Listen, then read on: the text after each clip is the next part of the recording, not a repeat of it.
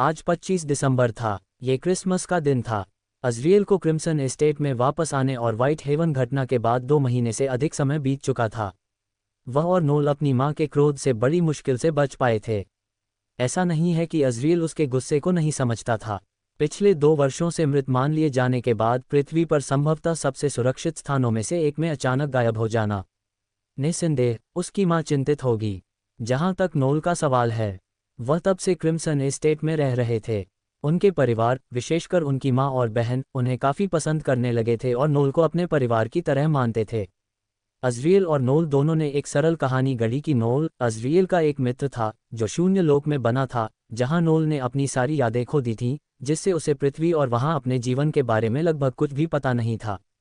किसी तरह नोल ने स्वयं को अपने ही अनोखे कौशल में फंसा हुआ पाया तथा भूल गया कि इसका उपयोग कैसे किया जाए, जिससे अज़रियल को लगा कि वह मर गया है, इसलिए वह उसके बिना ही शून्य क्षेत्र से भाग निकला।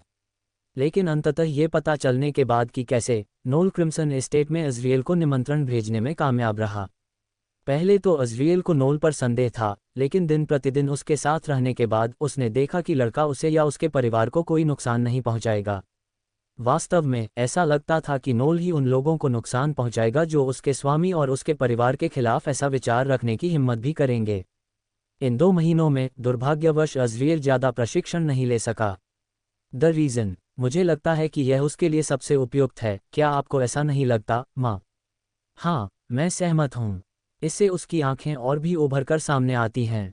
उसके पीछे खड़ी माँ बेटी की जोड़ी ने उसके साथ एक सजी धजी गुड़िया की तरह व्यवहार किया। व्हाइट हेवन घटना के बाद से उन्होंने शायद ही अज़रियल का साथ छोड़ा था। कौन जानता है कि जब उसे फिर से अकेला छोड़ दिया जाएगा तो वह कहाँ गायब हो जाएगा, या यूं कहें कि अपने पिता के साथ। ऐसा लगता था कि जब भी पिता पुत्र एक साथ होते थे, अज़रियल किसी न किसी तरह गायब हो जाता था। दूसरे शब्दों में, उन्हें अब अज़रियल और जोकिन पर भरोसा नहीं था कि वे अब एक साथ रह सकेंगे। ऐसा नहीं है कि अज़रियल को इससे कोई खास फर्क पड़ा। अगर वह ईमानदार था तो उसे यह एहसास नहीं हुआ कि लोग उसके लिए चिंता करते हैं। यह अच्छा लगा। हालांकि वह अभी भी थोड़ा नाराज था कि उन्हें प्रशिक्षण की अनुमति नहीं दी गई। लेकिन हीरो अकादमी में जाने की अनुमति पाने के लिए यह एक शर्त थी। उसकी मां को राजी करना एक परेशानी भरा काम था, क्योंकि वह अज़रियल के क्रिम्सन एस्टेट छोड़ने के विचार के पक्ष में नहीं थी। सौभाग्यवश उसके पिता और बहन ने उसकी मदद की, हालांकि पिता की जान लगभग चली गई थी। दोबारा अकादमी शुरू होने में केवल 1 सप्ताह शेष था। ऐसा नहीं है कि अज़रियल को वास्तव में इसके लिए तैयारी करने की आवश्यकता थी। इस समय उसकी माँ और बहन उसके साथ उसके कमरे में थीं। कई बार कपड़े बदलने के बाद अंततः उसने काले रंग का टक्सीडो पहन लिया और उसका कॉलर भी ठीक से एडजस्ट कर लिया। उसके बाल भी पीछे की ओर कंघी किए हुए थे। जैस्मीन और उसकी माँ ने एक दूसरे की ओर देखकर सिर हिलाया। ऐसा लग रहा था जैसे उन्हें खुद पर गर्व हो रहा हो। वे दोनों उसके बिस्तर पर बैठे थे और जब उसने उनके बगल में रखे कपड़ों के ढेर को देखा, उसके होंठ फड़कने लगे। उनमें से आधे से अधिक तो आज पहने भी नहीं जा सकते। मुझे लगता है कि मैं अभ्यस्त हो चुका हूँ। यूरोप में रहना भी इतना थकाऊ नहीं था। इस दुनिया में भी क्रिसमस मनाया गया। वास्तव में यह उनकी पिछली दुनिया की तुलना में और भी अधिक महत्वपूर्ण था, क्योंकि यह इस आशा का प्रतीक था कि मानवता अभी भी खड़ी है। प्रत्येक वर्ष एशिया के 4 महान वंश एक भोज का आयोजन करते थे। सटीक रूप से कहें तो यह एक क्रिसमस भोज है। इस वर्ष मेजबानी की बारी अज़रियल के परिवार की थी। उनकी बहन जैस्मीन ने एक चमकदार काले रंग की पोशाक पहनी हुई थी जो उसके शरीर से मेल खा रही थी, जिसकी नेकलाइन ऊंची थी और आस्तीन लंबी थी। कपड़ा प्रकाश में धीरे धीरे झिलमिला रहा था तथा उसकी घुटनों के ठीक ऊपर तक पहुंच रहा था। उनकी मां एलियाना ने भी ऐसी ही पोशाक पहनी थी, लेकिन उनकी पोशाक काले की बजाय लाल थी। अज़रियल समझ गया कि नायक जैस्मीन पर क्यों मोहित था। उसकी सुंदरता अद्भुत थी, एक चुंबकीय शक्ति जो हर किसी को अपनी ओर खींच सकती थी। अपने भाई के रूप में भी अज़रियल उसके मनमोहक रूप को देखकर दंग रह गया। उसमें एक ऐसा गुण था जो उसे बाकियों से अलग करता था। और फिर उनकी माँ थी, जिनकी खूबसूरती बिल्कुल अलग ही स्तर की थी। उनमें ऐसी शालीनता और लावण्य था जो मानो किसी अलौकिक दुनिया से कम नहीं था। फिर भी वह उसे नहीं पा रहा है। ऐसा नहीं था कि उसे नायक से कोई शिकायत थी। दरअसल अज़रियल उसे बहुत पसंद करता था। बेशक हर दूसरे व्यक्ति की तरह उसमें भी खामियां थीं, लेकिन उसकी सबसे अधिक परेशान करने वाली खामियां उसका हरम था। हालांकि ऐसा नहीं है कि अभी उसके पास कोई हरम है। शायद वह इसे बदल सके। क्या नायक को ऐसा व्यक्ति बनाया जाए जो एक ही व्यक्ति से जुड़ा रहे? अज़रियल ने अपना सिर हिलाया। मेरे पास इस पर समय बर्बाद करने के लिए समय नहीं है। इसके बजाय वह तभी हस्तक्षेप करता जब उसे पता चलता कि वह और जैस्मीन करीब आ रहे हैं। तुम दोनों नीचे जा सकते हो। मैं तुम्हें ढूंढ लूंगा जब मैं देखूंगा कि नोल को इतना समय क्यों लग रहा है। अज़रियल की बात सुनकर उसकी माँ थोड़ा उदास हो गई। क्या तुम्हें यकीन है? तुम्हें इस तरह के किसी कार्यक्रम में शामिल हुए काफ़ी समय हो गया है। उसकी चिंता सुनकर अज़रियल मुस्कुराया। उसने देखा कि जैस्मीन भी थोड़ी चिंतित होकर उसकी तरफ देख रही थी। अज़रियल एक ऐसा व्यक्ति था जो लगभग कभी भी भोज में शामिल नहीं होता था। ये पहली बार होगा जब अज़रियल क्रिम्सन सार्वजनिक रूप से पुनः प्रकट होंगे तथा पिछले 2 वर्षों से उनके बारे में चल रही सभी अफवाहों को खारिज कर देंगे। शायद ये बेहतर होगा कि मैं आपके और नोल के साथ रहूं। अपनी बहन की बात सुनकर अज़रियल ने अपना सिर हिलाया। कोई ज़रूरत नहीं है। सच में तुम दोनों बहुत ज़्यादा चिंता कर रहे हो। मैं वादा करता हूं कि मैं ठीक हो जाऊंगा। और हाँ, ये शुरू होने वाला है और मुझे यकीन है कि पिताजी नीचे इंतज़ार कर रहे होंगे। अगर उसकी माँ और बहन देर से आएं तो अजीब बात होगी। जहाँ तक अज़रियल की बात है तो वैसे भी कोई उसका इंतज़ार नहीं कर रहा था, इसलिए वह उनसे थोड़ा देर से पहुँच सकता था। ठीक है, बस अगर तुम हमारे साथ नहीं आ रहे हो तो नोल के साथ ही रहना, वरना अगर कुछ हो गया तो हमें ढूंढ लेना। सौभाग्य से इस बार उसकी माँ नर्म पड़ गई, जिससे अज़रियल के चेहरे पर हल्की सी मुस्कान आ गई। मुझे संदेह है कि कुछ घटित होगा, लेकिन मैं वादा करता हूँ कि यदि ऐसा हुआ तो मैं तुम्हें ढूंढ लूँगा। वह किससे मजाक कर रहा था? बेशक परेशानी तो होगी ही। वास्तव में अज़रियल इस पर भरोसा कर रहा था। ये क्रिसमस भोज होगा। अज़रियल क्रिम्सन की छवि बदलने का ये सही मौका है। ऊंची गुंबददार छत से क्रिस्टल के झूमर लटक रहे थे, जिनमें से प्रत्येक से सैकड़ों चमकदार प्रिज्म टपक रहे थे, जो कमरे में शीतल चांदी जैसी रोशनी डाल रहे थे। दीवारें चिकने चांदी के पैनलों से सजी थीं, जिन पर नाजुक पैटर्न उकेरे गए थे जो टिमटिमाती मोमबत्ती की रोशनी में जीवंत हो उठते थे। पैनलों के बीच बड़े अलंकृत फ्रेम वाले दर्पण लगे हुए थे, जो स्थान की भव्यता को दर्शाते थे और उसे और भी बड़ा दिखाते थे। फर्श चमकदार संगमरमर का बना था, जिस पर गोमेद और चांदी के घुमावदार पैटर्न जड़े हुए थे। जहां भी आप देखते थे वहां ताजे फूल थे। गुलाब, लिली और ऑर्किड हर कल्पनीय और रंग में ऊंचे फूलदानों में सजाए गए थे, जो नक्काशीदार महोगनी के आधार पर रखे गए थे।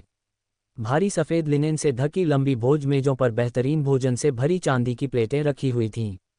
प्रत्येक मेज के मध्य में पॉलिश किए हुए चांदी के कैंडेलब्रा में मोटी सफ़ेद मोमबत्तियां रखी थीं, जो स्थिर रूप से जल रही थीं तथा उनकी लपटें हवा में नाच रही थीं। मेहमान स्वयं भी बहुत आकर्षक लग रहे थे। हर कोई फैशन की पराकाष्ठा पर था। पुरुष टक्सीडो पहने हुए थे और महिलाएं चमकदार गाउन पहने हुए कमरे में शान से घूम रही थीं। उनकी हंसी और बातचीत एक सुखद गुनगुनाहट थी जो पूरे स्थान को भर रही थी। सफ़ेद वर्दी पहने वेटर शैंपेन और कैनपीस की ट्रे लेकर मेहमानों के बीच सहजता से घूम रहे थे। बॉलरूम के एक छोर पर एक भव्य पियानो रखा था, जिसकी काली रोगन वाली सतह कमरे के प्रकाश को प्रतिबिंबित कर रही थी।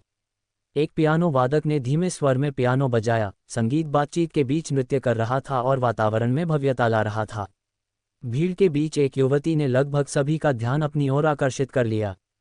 उसके चांदी जैसे बाल उसकी पीठ पर हल्की लहरों की तरह लहरा रहे थे, जो झूमरों से आ रही रोशनी को पकड़ रहे थे और पिघली हुई धातु के झरने की तरह झिलमिला रहे थे।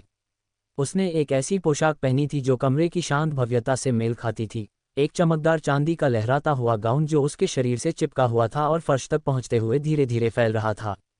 उसकी आंखें भूरे रंग की थीं, स्पष्ट और भेदने वाली, लंबी काली पलकों से घिरी हुई जो हर पलक झपकने पर फड़फड़ाती थीं। उसके होंठ, जो लाल रंग से रंगे हुए थे, एक नाजुक मुस्कान में बदल गए, जिसने कमरे में मौजूद हर युवा के दिल में सिहरन पैदा कर दी। कमरे में एक भी व्यक्ति उसकी पहचान से अनजान नहीं था। वह महान फ्रॉस्ट कबीले की राजकुमारी थी, सेलेस्टिना फ्रॉस्ट, और जल्द ही बड़ी बहन बनने वाली हूँ। बधाई हो सेलेस्टिना, मुझे यकीन है कि तुम एक अद्भुत बड़ी बहन बनोगी। धन्यवाद, सेलेस्टिना ने उत्तर दिया। उसकी आवाज़ चांदी की घंटी की झनकार जैसी गूंजती और मंत्रमुग्ध करने वाली थी। हालांकि मुझे ये स्वीकार करना होगा कि मैं भाई की बजाय एक छोटी बहन की उम्मीद कर रही हूँ। बोलते समय सेलेस्टिना की मुस्कान सौम्य बनी रही। यदि अज़रियल को ये बात पता चल जाए तो वह वास्तविकता पर अपनी पकड़ पर और भी अधिक प्रश्न उठा सकता है। आखिरकार, पब फ्यूचर विज्ञापन पुस्तक में सेलेस्टिना की मां के गर्भवती होने का कोई उल्लेख नहीं था। इसका मतलब ये था कि अज़रियल के जीवित रहने से किसी तरह फ्रॉस्ट कबीले में एक और सदस्य जुड़ गया था। ये वास्तव में कैसे हुआ था? शायद ये बेहतर होगा कि वह रागनार से कभी ना पूछे। ठीक है, सच कहूं तो छोटा भाई होने से तुम हर समय चिंता में रहोगे। मैं गिनती नहीं कर सकती कि कितनी बार अज़रियल ने मुझे पागल कर दिया था। जैस्मिन की बातें सुनकर सेलेस्टिना की मुस्कान गायब हो गई। अज़रियल, वह अचानक उसका नाम क्यों लेगी? ये केवल सेलेस्टिना ही नहीं थी जिसने जैस्मिन को आश्चर्य से देखा। नेबुला कबीले के राजकुमार कैलियस नेबुला, जो कि क्रिम्सन कबीले की राजकुमारी के समान आयु का था, ने भी वही आश्चर्यचकित भाव व्यक्त किया। झूमर की रोशनी में उसके नीलम जैसे बाल झिलमिला रहे थे, जो उसकी आकर्षक बैंगनी आंखों से मेल खा रहे थे, जिनमें आकाशगंगाओं की गहराई समाई हुई थी। दोनों को अज़रियल की मृत्यु के बारे में पता था। चारों महान कुलों के प्रत्येक सदस्य को इसके बारे में पता था। उन्हें ये बात अचंभित कर गई कि जैस्मिन ने उसकी मृत्यु के बाद से कभी उसके बारे में बात नहीं की। कभी सेलेस्टिना जैस्मीन का बहुत सम्मान करती थी। फ्रॉस्ट कबीले की राजकुमारी मानवता का स्तंभ, एक नायक बनने की ख्वाहिश रखती थी और क्रिम्सन राजकुमारी को एक ऐसी प्रतिद्वंद्वी के रूप में देखती थी जिसे उसे हराना था। ऐसा कौन नहीं सोचेगा? जैस्मीन क्रिम्सन, जो संभवतः अपने प्रथम वर्ष की भांति द्वितीय वर्ष की भी सबसे सशक्त छात्रा थी, ने पहले ही विद्यार्थी परिषद की अध्यक्ष बनने का लक्ष्य निर्धारित कर लिया था तथा उसे क्रिम्सन कबीले का अगला प्रमुख बनना तय था। वह एक बाधा थी जिसे सेलेस्टिना की नज़र में दूर करना आवश्यक था, लेकिन वह अब भी जैस्मीन को अपना दोस्त मानती थी। उनकी उच्च स्थिति को देखते हुए ऐसे बहुत कम लोग थे जिनके साथ सेलेस्टिना बिना किसी चिंता के बातचीत कर सकती थी। जैस्मीन एक ऐसी महिला थी जिसकी वह प्रशंसा करती थी और जिसे वह अपना मित्र मानती थी, अपने छोटे भाई के विपरीत जिससे वह कभी बात करना नहीं जानती थी। अज़रियल हमेशा अपनी ही दुनिया में खोया हुआ लगता था। वह पूछना चाहती थी कि जैस्मीन ने अज़रियल का उल्लेख क्यों किया, लेकिन उसे लगा कि यह अनुचित होगा। शायद ये सिर्फ जुबान फिसलने की वजह से हुआ। कैलिस और सेलेस्टिना ने एक दूसरे को क्षण भर के लिए देखा और समझ के उस संक्षिप्त क्षण में वे चुपचाप इस बात को जाने देने पर सहमत हो गए। शैतान की बात रही तो वो कहाँ है? वो तो पहले ही आधा घंटा लेट हो गया है। अगर वो अभी आ गया तो बहुत बड़ी मुसीबत हो जाएगी। जैस्मिन की बुदबुदाहट से सेलेस्टिना और कैलिस दोनों और भी अधिक हैरान हो गए। उद्धरण ... क्या वह अंततः अपना आपा खो बैठी है? जैस्मीन, क्या तुम ठीक हो? कैलिस ने चिंता से पूछा, जिससे जैस्मीन अपनी हैरानी से बाहर आए और चौड़ी आंखों से उसकी ओर देखने लगी। हाँ, मैं ठीक हूँ। इसके लिए माफ़ करना, जैस्मिन ने उत्तर दिया, हालांकि कैलिस अभी भी आश्वस्त नहीं था। क्या तुम्हें यकीन है? अगर तुम अस्वस्थ महसूस कर रहे हो तो शायद हमें। अचानक उसके शब्द रुक गए क्योंकि उसने कुछ असामान्य बात देखी। ये केवल उसकी ही बात नहीं थी, बॉलरूम में मौजूद हर कोई चुप हो गया था। संगीत अचानक बंद हो गया था और बातचीत बंद हो गई थी, मानो ध्वनि अचानक बंद हो गई हो। क्या हो रहा है? सेलेस्टिना को हालांकि ज्यादा चिंता नहीं थी, लेकिन अचानक आई खामोशी उसे अजीब लगी। शायद कोई विशेष घटना, उसने सोचा। कदम, एक जोरदार कदम की आवाज बॉलरूम में गूंजी, जिसने सभी का ध्यान प्रवेश द्वार की ओर खींचा।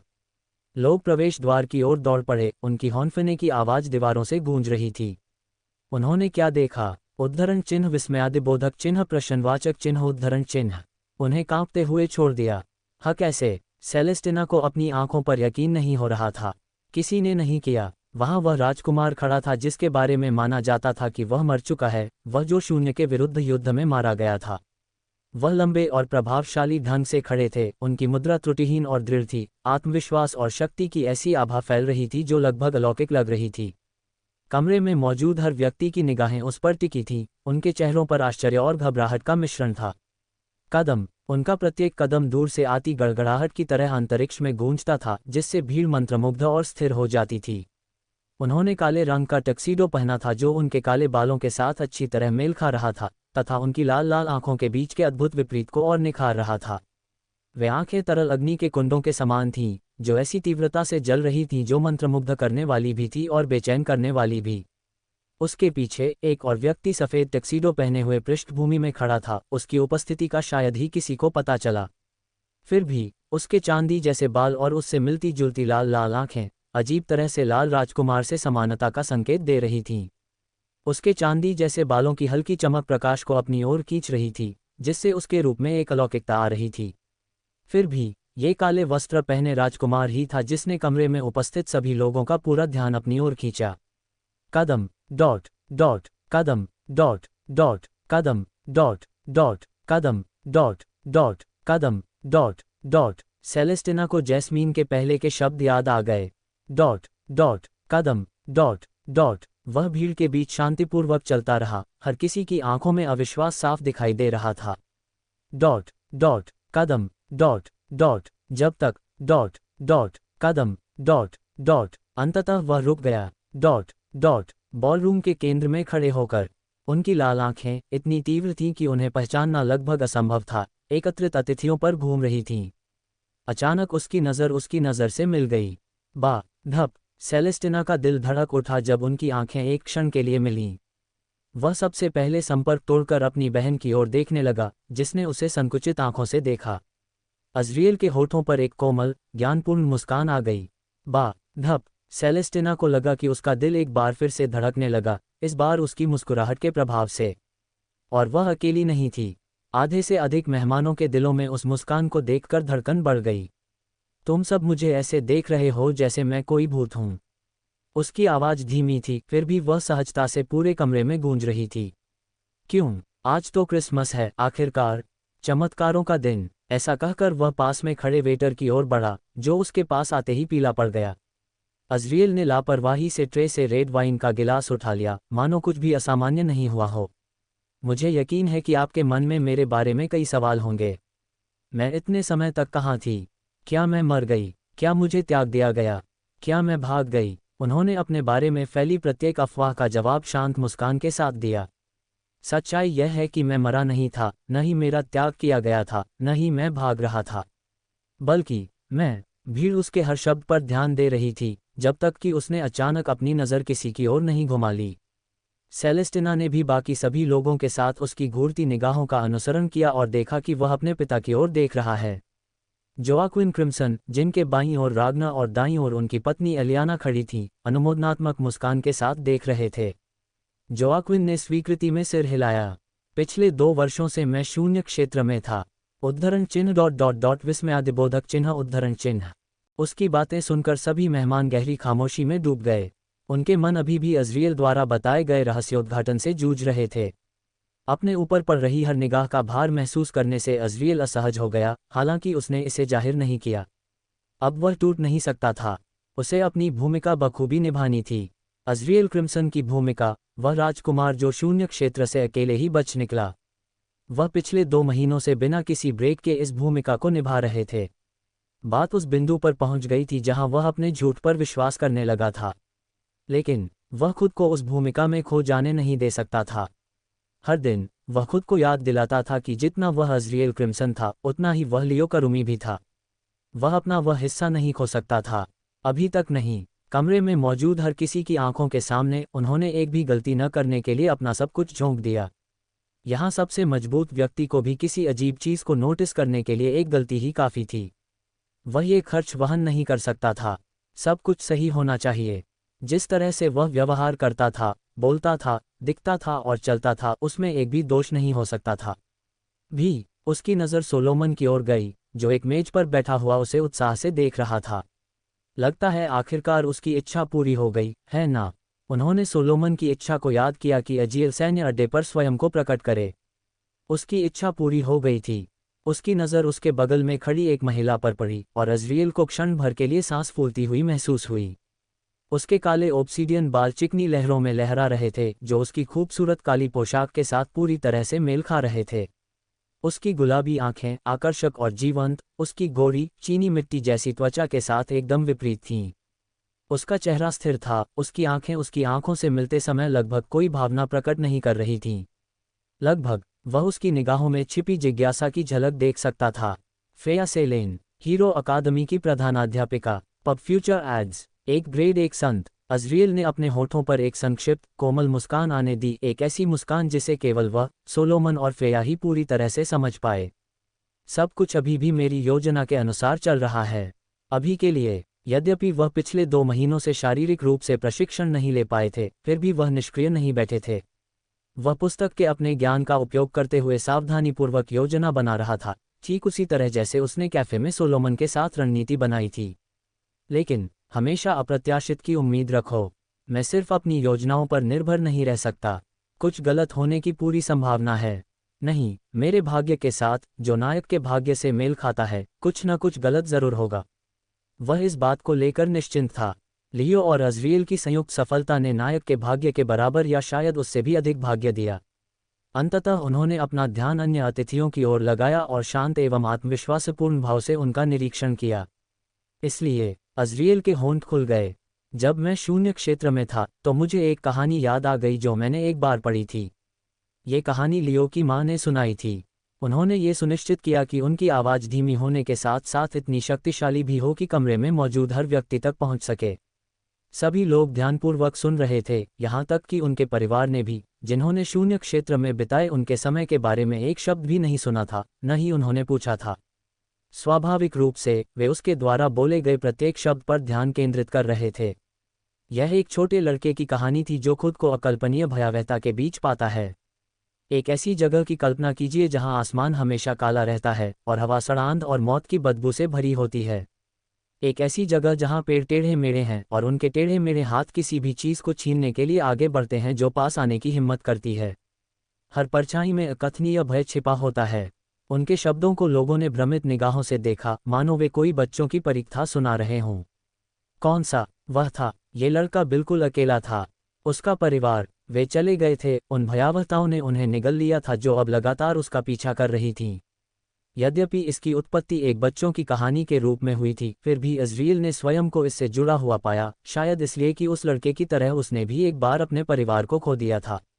लेकिन वह चलता रहा, उसे चलना ही था। उसने मलबे से एक नाजुक सा आशियाना बनाया जो कड़कड़ाती ठंड से बचने के लिए बमुश्किल काफ़ी था, लेकिन ये कुछ तो था।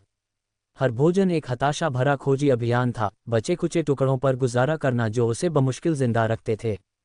उनकी आवाज़ में भावुकता झलक रही थी जब उन्हें याद आया कि लियो के रूप में उन्हें हर भोजन के लिए कितना संघर्ष करना पड़ता था।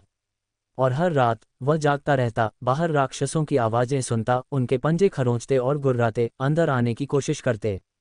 फिर भी वह डटा रहा, आशा की एक नाजुक डोर से चिपका रहा। एक दिन मलबे के बीच उसे एक पुरानी फटी हुई किताब मिली। यह एक कहानी की किताब थी जो वीरों और बहादुरी की कहानियों से भरी थी, जो उस भयावह दुनिया में बिल्कुल बेमेल थी। उसकी नज़र एक बार फिर कमरे में घूमी और आखिरकार सेलेस्टिना से मिली। वह भी बाकियों की तरह आप ध्यान से सुन रही थी। इससे अज़रियल की मुस्कान और भी चौड़ी हो गई। वह इसे बार बार पढ़ता था, उन कहानियों से शक्ति प्राप्त करता था, खुद को उन नायकों में से एक मानता था। सबसे अंधकार में क्षणों में जब उसे अंधकार के आगे समर्पण करने का मन करता था, तो वह उन नायकों और उनके साहस के बारे में सोचता था कि कैसे उन्होंने कभी हार नहीं मानी, चाहे परिस्थिति कितनी भी विकट क्यों न रही हो। वह रुका और गहरी सांस ली। वह बच गया, उस भयावह भूमि से घायल और जख्मी होकर बाहर आया, लेकिन जीवित था और उसका दिल अभी भी आशा से धड़क रहा था। कुछ लोग उसे असमंजस से देख रहे थे क्योंकि उन्हें अभी भी कहानी का अर्थ समझ नहीं आ रहा था, जबकि अन्य लोग समझने लगे थे। और क्या आप जानते हैं कि वह लड़का क्यों बच गया? क्या ये केवल इच्छा शक्ति थी? क्या ये कोई चमत्कार था? या ये केवल अदम्य मानवीय भावना थी, हमारे अंदर का वह हिस्सा जो टूटने से इनकार कर देता है, चाहे परिस्थितियां कितनी भी भयानक क्यों न हो जाएं? उद्धरण चिन्ह विस्मयादिबोधक चिन्ह उद्धरण चिन्ह। कमरे में मौजूद सभी लोग उसकी ओर विस्फारित आंखों से देख रहे थे। इस प्रश्न का उत्तर यही है, हम मनुष्य जीवित रहने के लिए कुछ भी करेंगे। हर बाधा, हर चुनौती हमारी आग को और भड़काती है। जब हमें चरम सीमा पर धकेला जाता है तो हम सिर्फ अनुकूलन नहीं करते, हम विकसित होते हैं, हम जीतते हैं, हम एक ऐसा रास्ता बनाते हैं जहां पहले कोई रास्ता नहीं था। उद्धरण चिन्ह उद्धरण चिन्ह। उस लड़के की तरह मैं भी अकल्पनीय भयावहता से भरी एक धरती से बच निकला हूं। शून्य लोक, वहां रहते हुए मैंने एक बेहद जरूरी बात सीखी है। वह रुक गया, अपने शब्दों का भार बढ़ने दिया, तथा सभी की निगाहें उत्सुकता से उस पर टिकी रहीं। बलवान दुर्बल को खा जाते हैं। शून्य लोक में अगर आप अपने प्रतिद्वंदी से कमजोर थे तो आप लगभग मर चुके थे। यह इतना ही सरल था। रागना सही था, कमजोर होना पाप था, इस दुनिया में और शून्य क्षेत्र में भी। बेशक मैंने और भी चीजें सीखी हैं, लेकिन दोनों दुनियाओं में ताकत ही सबसे ज्यादा मायने रखती है। अगर हम इंसान कमजोर रहे तो शून्य हमें निगल जाएगा, और इसलिए मैं हीरो अकादमी में शामिल हो जाऊंगा। उद्धरण चिन्ह विस्मयादिबोधक चिन्ह उद्धरण चिन्ह। पूरे कमरे में सदमे की एक नई लहर दौड़ गई, सिवाय उनके निकटतम लोगों के जो पहले से ही इसके निहितार्थ को समझ चुके थे। अज़रियल को एकमात्र ऐसे राजकुमार के रूप में जाना जाता था जिसने कभी नायक बनने का प्रशिक्षण नहीं लिया था। कम से कम कहें तो हीरो अकादमी में शामिल होने का विचार उसके लिए अप्रत्याशित था। उसके होठों पर एक शरारती मुस्कान आ गई जब उसने अपनी बहन की ओर देखा, जो पहले से ही उसे घूर रही थी। लगता है उसे पहले ही पता चल गया है ना? माफ़ कीजिए, लेकिन मुझे भी अपनी टांगें फैलानी होंगी। कमरे को संबोधित करने की तैयारी करते समय उसने मन ही मन अपनी बहन से माफ़ी मांगी। लगता है मेरे अचानक आने से इस खुशनुमा पार्टी पर ग्रहण लग गया है। क्यों न हम माहौल को और भी खुशनुमा बना दें। अकादमी शुरू होने वाली है और चूंकि यहाँ कुछ छात्र हैं या जल्द ही छात्र बनने वाले हैं, इसलिए मेरे पास एक प्रस्ताव है। उसने अपना शराब का गिलास उठाया जिसे उसने अभी तक छुआ नहीं था और उसे सबके सामने उठा दिया। चलो कुछ द्वंद्वयुद्ध करें। मुझे पता होना चाहिए था। तुम स्वयं मुसीबत थे। अपनी बहन की बड़बड़ाहट सुनकर अज़रियल ने अपनी हंसी दबा ली। वह सेलेस्टिना और कैलियस के बगल में खड़ा होकर देख रहा था कि कमरे को द्वंद्वयुद्ध के लिए पुनः तैयार किया जा रहा है। इस बीच नोल आनंद ले रहा था, मेहमानों से बातें कर रहा था और भोजन का आनंद ले रहा था। अज़रियल की तरह नोल को भी क्रिम्सन एस्टेट छोड़ने के अधिक अवसर नहीं मिले थे और दुनिया के बारे में उसकी जिज्ञासा स्पष्ट थी। अज़रियल पर विभिन्न निगाहें टिकी थीं, जिससे वह भाग जाना चाहता था। यह अत्यंत घबराहट पैदा करने वाला था, लेकिन आवश्यक था। अब बस ये द्वंद्वयुद्ध ही बाकी था और अंततः वह रात के लिए काम पूरा कर लेगा। नहीं, ये गलत है।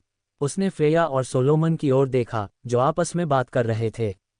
अगर इन सब के बाद भी वह इसमें शामिल नहीं होती है तो ये परेशानी का सबब बन जाएगा। उसने जो कुछ भी किया था, वह फ्रेया को अज़रियल और सोलोमन की योजना से सहमत करने के लिए था। यहाँ तक कि उनकी देरी भी जानबूझकर थी, या यूं कहें कि पूरी तरह से नहीं।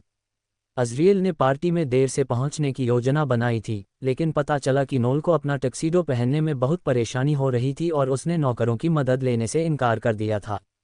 फिर भी यह मेरे पक्ष में काम आया। हालांकि मुझे यकीन है कि माँ गुस्सा हो जाएंगी। किसी कारणवश उसके माता पिता ने रागनार के साथ भोज छोड़ने का निर्णय लिया था। माता पिता की बात करें तो नेबुला और डस्क कबीले हमारे साथ शामिल नहीं हुए। कैलिस। अज़रियल ने अपना ध्यान कैलियस की ओर लगाया, जो सेलेस्टिना की तरह ही उसे गौर से देख रहा था। उद्धरण चिन्ह ... उन्होंने ऐसा नहीं किया है। मेरे माता पिता और डस्क परिवार ने एक दूसरे के साथ सहयोग करने और पिछले कुछ महीनों में यूरोप में अचानक उत्पन्न हुए मुद्दों से निपटने का निर्णय लिया है। उसका उत्तर सुनकर अज़रियल ने सिर हिलाया। उसके विचार तेजी से चलने लगे। सोचिए, यूरोप में मेरे अस्तित्व में इतना बदलाव आया। क्या मुझे आपसे एक सवाल पूछने की अनुमति है? हम। अज़रियल ने कैलियस की ओर देखा, जिसके चेहरे पर जटिल भाव थे। ये सच है कि आप पिछले 2 वर्षों से शून्य क्षेत्र में थे, है ना? ये सही है। अज़रियल ने शांति से सिर हिलाया। तो फिर अब आपका मेनाकोर स्तर क्या है? पब फ्यूचर एड्स। जो लोग पास में चुपचाप सुन रहे थे, उन्होंने अपने कान खड़े कर लिए, और यहाँ तक कि जैस्मीन भी उत्सुकता से उसकी ओर देख रही थी। अज़रियल ने एक बार भी उसे या उसके माता पिता को अपना पद नहीं बताया, न ही उन्होंने पूछा। वह जिज्ञासु है, हो। केवल वह ही नहीं, अज़रियल ने सोचा, सेलेस्टिना की तीखी निगाहों को अपनी ओर से महसूस करते हुए, जिससे उसका गाल लगभग हिल गया। अच्छा, अज़रियल मुस्कुराया। यदि आप इतने जिज्ञासु हैं, तो आप स्वयं क्यों नहीं पता लगाते? कैलियस और बाकी सभी लोग आश्चर्य से उसकी ओर देखने लगे। तुम सचमुच बहुत बदल गए हो। बेशक मैंने। बूढ़ा अज़रियल मर गया। हालांकि वह आश्चर्यचकित था, फिर भी अंत में कैलियस ने दृढ़ता से सिर हिलाया। बहुत अच्छा, मैं तुम्हारा साथी बनूंगा। लेकिन ध्यान रहे, मैं पहले से ही ग्रेड 2 इंटरमीडिएट हूँ। मुझे वह तुम दिखाओ जो शून्य क्षेत्र से अकेले बच निकला था। अज़रियल क्रिम्सन। अब उसकी बैंगनी आंखों में आग जल रही थी। जैस्मिन ने उसे या अज़रियल को नहीं रोका, क्योंकि वह जानती थी कि यह व्यर्थ था। यद्यपि वह चिंतित दिख रही थी, लेकिन ऐसा नहीं था कि वे मौत तक लड़ रहे होंगे। नियम सरल थे। कोई आत्मीयता नहीं, कोई तलवारबाजी नहीं, कोई कौशल नहीं। जो पहले बेहोश हो जाएगा या आत्मसमर्पण कर देगा, वह हार जाएगा। मैं भी तुमसे लड़ना चाहता हूँ, लेकिन। अज़रियल ने एक धीमी सी बुदबुदाहट सुनी और सेलेस्टिना की ओर मुड़ा। वह थोड़ा सा मुंह बनाकर बैठी, उसकी आंखें निराशा से चमक रही थीं, और उसके गाल हल्के गुलाबी रंग के हो गए थे।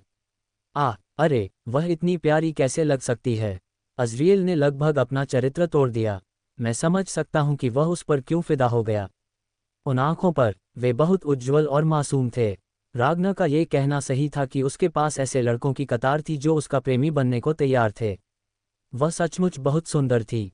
अज़रियल के लिए अपना धैर्य बनाए रखना सबसे कठिन काम था, उन सभी लोगों की निगाहों को सहना जिनकी तुलना उसकी पिछली दुनिया की देवियों से की जा सकती थी। शांत हो जाएं। गहरी सांस लेते हुए अज़रियल ने सेलेस्टिना से बात की। जब किसी महिला ने इतनी सुंदर पोशाक पहनी हो तो उससे लड़ना मेरे लिए अशिष्टता होगी।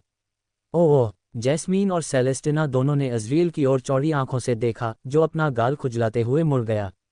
लेकिन जब उसने उसकी ओर देखा तो उसके चेहरे पर एक हल्की मुस्कान उभर आई। एक बार जब हम दोनों अकादमी में होंगे तो जब भी तुम चाहोगे मैं तुम्हारे साथ द्वंद्वयुद्ध करूंगा। सेलेस्टिना ने कुछ नहीं कहा, बस उसे देखती रही। यह अजीब तो नहीं लगा, है ना? क्या अब वह मुझे घिनौना समझती है? अज़रियल ने चिंता की पीड़ा महसूस करते हुए सोचा। इसके बारे में सोचने का कोई मतलब नहीं है, द्वंद्वयुद्ध आखिरकार शुरू होने वाला है। अज़रियल और कैलियस अंततः केंद्र की ओर बढ़े, जबकि सभी लोग उत्सुकता से उनकी ओर देख रहे थे। माहौल उत्साह और जिज्ञासा से भरा हुआ था। क्रिम्सन राजकुमार बनाम नेबुला राजकुमार, ये द्वंद्वयुद्ध शुरू होने से पहले ही पौराणिक हो चुका था। तारानकन तारानकन तारानकन तारानकन तारानकन। मेहमानों ने अज़रियल और कैलियस के चारों ओर एक सतर्क घेरा बना लिया, उन्हें पर्याप्त जगह देने का पूरा ध्यान रखा। इन मुकाबलों के लिए किसी रेफरी की ज़रूरत नहीं थी, वे जब चाहें तब शुरू कर सकते थे। अज़रियल ने शून्य भक्षक को बुलाया और उसे अपने दाहिने हाथ में कसकर पकड़ लिया। उसके सामने कैलियस ने अपने चांदी के भाले को तरल सुंदरता के साथ घुमाया, इसकी लंबी पहुंच अज़रियल के कटाना की निकट क्षेत्रीय मारक क्षमता के बिल्कुल विपरीत थी। वे स्थिर खड़े रहे, प्रत्येक दूसरे के पहले कदम उठाने की प्रतीक्षा कर रहा था। यह पागलपन है। अज़रियल को यकीन ही नहीं हो रहा था कि वह यहाँ है और 4 महान कुलों में से एक के राजकुमार का सामना कर रहा है। आज उसने जो भी कार्य किया वह पूर्णतया असत्य प्रतीत हुआ। नहीं, सिर्फ आज ही नहीं, EASC में आने के बाद से ही वह एक ऐसी वास्तविकता को जी रहे थे जो कभी केवल उनकी कल्पना में ही विद्यमान थी। वह अभी भी इस तथ्य से सामंजस्य नहीं बिठा पाया था कि वह उस दुनिया में था जिसके बारे में उसने कभी केवल पढ़ा था। उस पर हर नज़र का भार अवास्तविक लगता था। वे नहीं जानते थे कि वे वास्तव में अज़रियल के लिए कितना मायने रखते हैं। नहीं, अज़रियल नहीं, लेकिन लियो, वह बच्चा जिसने अपना परिवार खो दिया था। उन अंधकार में दिनों में वह केवल इन्हीं लोगों की वजह से बच पाया था जो अब यहाँ खड़े हैं।